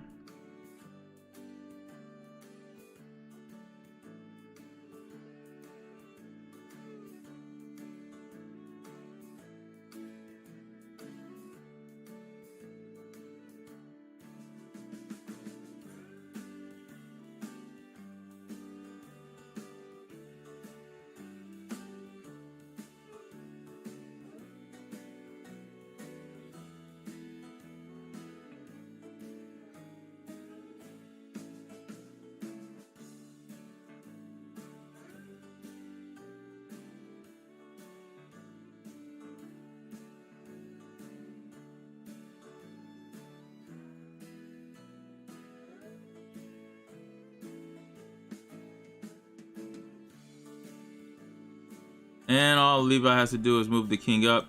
Will he know that he can give this pawn up? So that's the key. He does. So now he just pushes the pawn here and he queens. So he should win this game. Hope he knows how to win. All right, SME8 versus Gogo Stello. SME8 is white. And he's up a whole rook here. So he should win that game there. All right, back to Little Almond and DDoS 9. What has happened here? Not much has changed.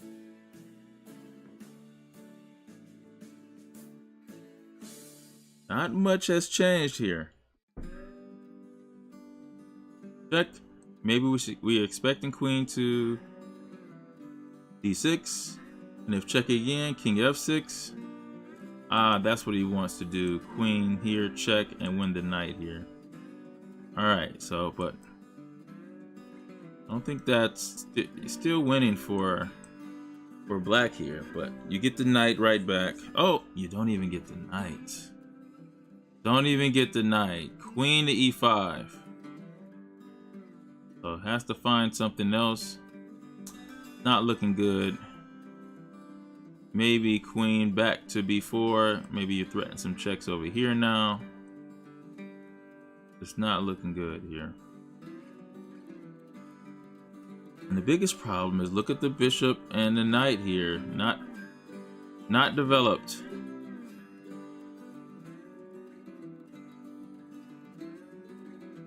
I don't like the fact that D-Dos moved that very fast, but he didn't really think about where he was going to go, but that was a check. Okay. This knight is trying to escape and get back into the game this way.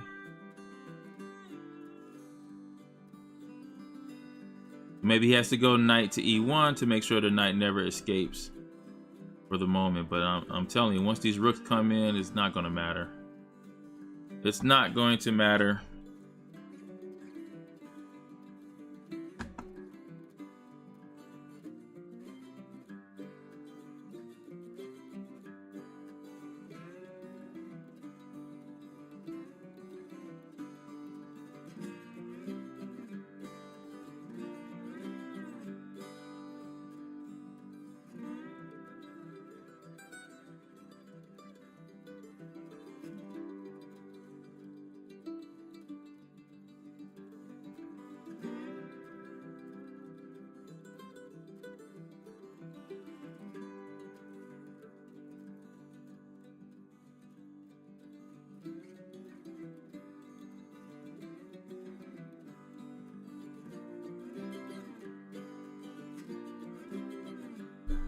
Yep, I can't really see anything. See, the knight is stopping the rook from going to b1, but the knight can now go out to c2, threaten the pawn on a3. At least white finally has gotten the bishop out into the game, but it has no good squares to go to anyway. So this is just very bad. Very bad. Okay.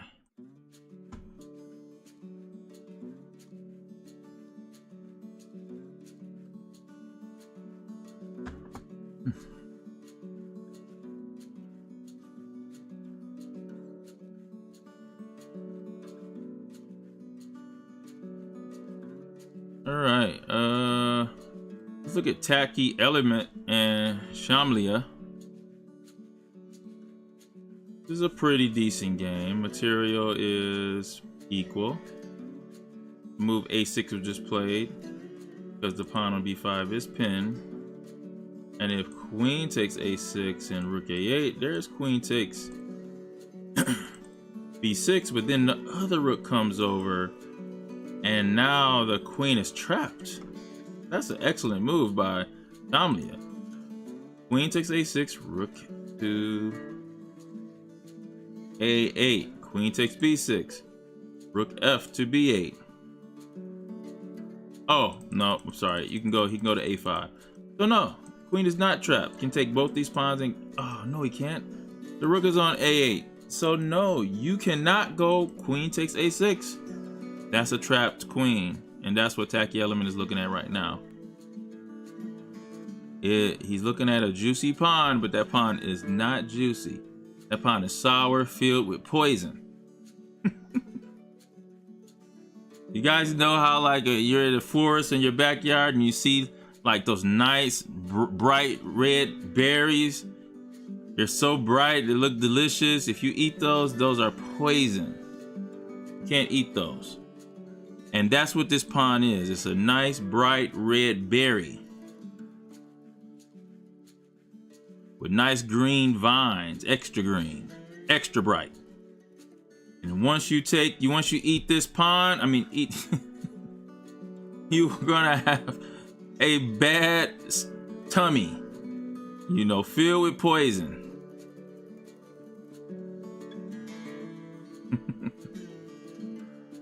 That's why they call these in chess poisoned pawns. Don't want to take them. Tacky Element is trying to convince himself not to take the pawn. I could hear him. I could hear him saying, I don't want to take the pawn. I don't want to take the pawn. His hand is just hovering over the mouse. He just wants to take it so bad. It's not worth it. And especially Shamlia is 1837 and Tacky Element is 1390. This will be a big victory for Shamlia. But the difference in the strength is this decision here. See, we've talked about that pawn being a poison pawn and bad and getting your queen trapped about a minute and a half ago. Tacky Element is still looking at that pawn. He's still looking at that pawn. Wasted time to calculate whether he could get away with it, right? Or what should he do instead, though? Well, that's a good question. What should he do instead? Oh, look at this move. D5. See, I love how I can just find a move here. D5. Why, coach? Okay, if queen takes D5, rook takes D5. Of course, that's not smart for black. And if D5, if pawn takes D5, you can go with the fantastic queen takes E4. Boom. Why? We can just take the queen, coach. Rook takes D7, and we got a free knight in our hand. Now, see, those berries are called raspberries. You can eat those. Those are grapes. This knight is a nice, juicy grape hanging from the vine. What is it? Was a seedless? Actually, there's no such thing as a seedless grape. I think those are modified fruit. So this grape has full of seeds and juices.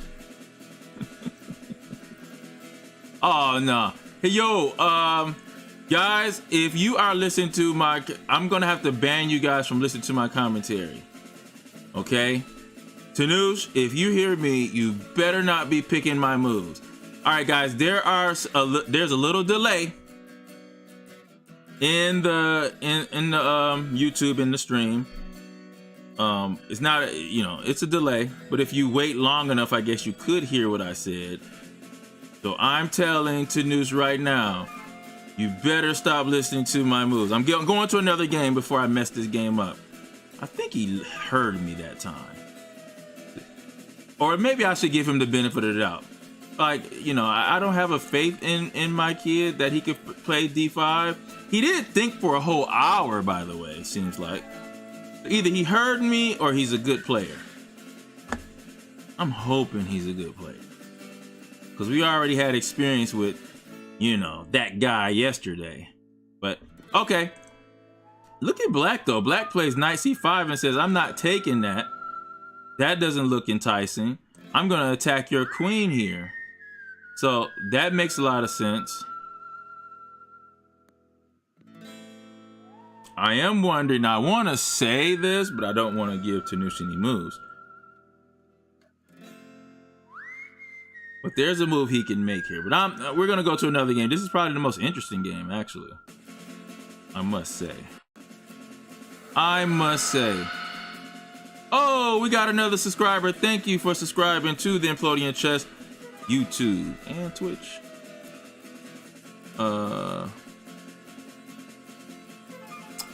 Oh, we got what's happening here?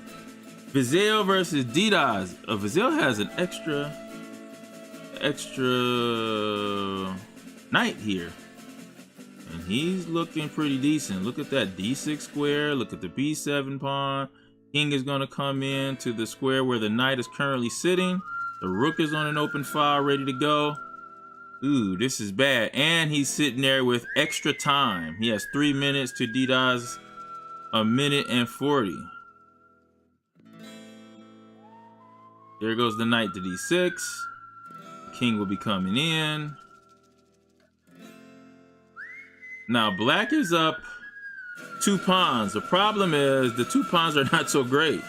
So like there's 2 double pawns here And then this pawn, even though it's 2, this pawn is backward, and it can't even move up to help out the other pawn at all, especially when you have 2 white pieces blocking the pawns from their advancing squares. So this is not looking so good. This is not looking so good here. Now what he can do is now activate his rook on an open file now, since the knight is clogging it up. He can activate his rook and come down to this file where you have the B pawn there. You can come down here and grab the B pawn. This is just completely winning for Vizel here. He chose to play A4 here. That temporarily sacrifices a pawn. I guess he's planning on going rook A2, gaining a pawn right back. So, okay. Not the move that I would have played, but, you know, doesn't hurt him. D-10 has 1 minute and 7 seconds. Remember, this is 15 flat. There's no increment. There's no delay. If you got 1 second and it clicks to, you know, you got 1 second left, that's it. You don't get any extra time. So you're going to have to be able to operate under a stressful environment like time, making good decisions. There he goes, rook A2. Now black tries to get active, but of course don't forget there's a B7 pawn that needs some protection. But Vizel has a lot of time, and one thing I like what he's doing is he's using his time, right? He's not trying to move fast, saying, I don't want him to think on my time. Yo, if you just move so fast where you leaving pieces unprotected, it doesn't take me a long time to see that that piece is unprotected. I can attack it. That takes me like 0.3 seconds. Just to say those words to you, it took 0.3 seconds.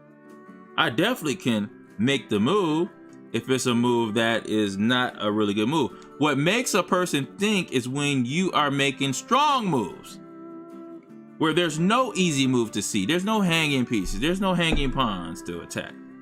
Now he has to say, oh, maybe I should take the file. Those decisions require time.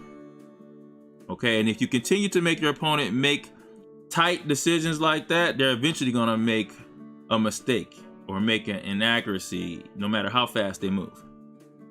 All right. Those knight. I'm wondering about this move. I didn't think that was necessary to go knight f5. I don't know what he's trying to do here.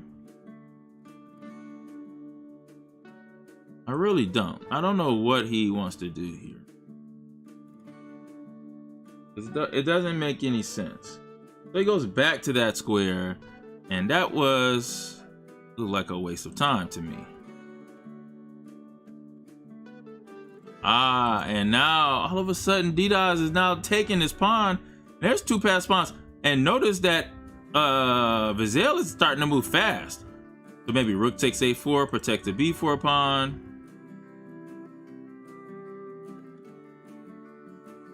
All right, b7 pawn is still unprotected, by the way.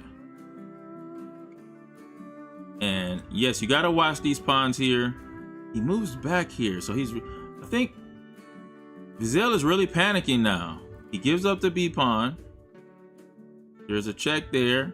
Might block with the rook here. He doesn't block. Vizel has 34 seconds left. There's a check there. Oh, he missed the check here. That was a good move there. What's happening here? Knight takes rook. Missed that. Okay, now it's a rook versus 5 pawns. That's a strange imbalance that probably is a winner for black. He's missing in his ability to probably take that pawn. He's missing that move. Oh, this is winning for black all of a sudden. Wow. This is winning for black, guys. He's gonna get behind this pawn. Oh, rook here with the pin. Nope, he doesn't do it. Whoa, and D-Daz loses on time. Oh man, I think that's 2 times Vizel has won the game losing at the last second. Wow. All right, that concludes our tournament for today. It's official. D-Daz 09 wins today. His brother won the first no tournament, and now the older brother wins snow day too. The Dawes brothers have dominated these 2 snow days. At number 2, we have Bazille, who is 4 out of 5. Shamlia coming in 3rd place. Then Little Almond, 4 out of 5. White Day family, 4 straight after losing the first game. Good job. Honorud played really well, 3.5. Actually, I want to look at Honorud. Honorud, who will be representing Avondale Gate. Honorud, okay, yeah. Ooh, Honorud did an excellent job here on the first page. Didas 10 is also there. Chess Kid 360, Tacky Element, and Full Empty Pajamas. All right, and those are your first page players. Congratulations to the top 3. Bazille coming in number 2, Shamlia number 3, and our champion is Didas09. Thank you for joining us for these 2 snow day tournaments. We might throw some tournaments in the future. Maybe there's Saturdays where we have nothing to do and I'll just throw a tournament out there. It's been a minute since we've been doing this, and I'm pretty sure we'll get back to it at some point, but it was required of us to have something for the kids to do today because kids are at home, snowing outside, and school was canceled. So I appreciate you guys watching the stream and participating in this tournament. Till the next time, I'm Coach Bryan, representing all the Implodians. Peace. This could be us. So back to what I was saying. Could be us. This could be us. So back to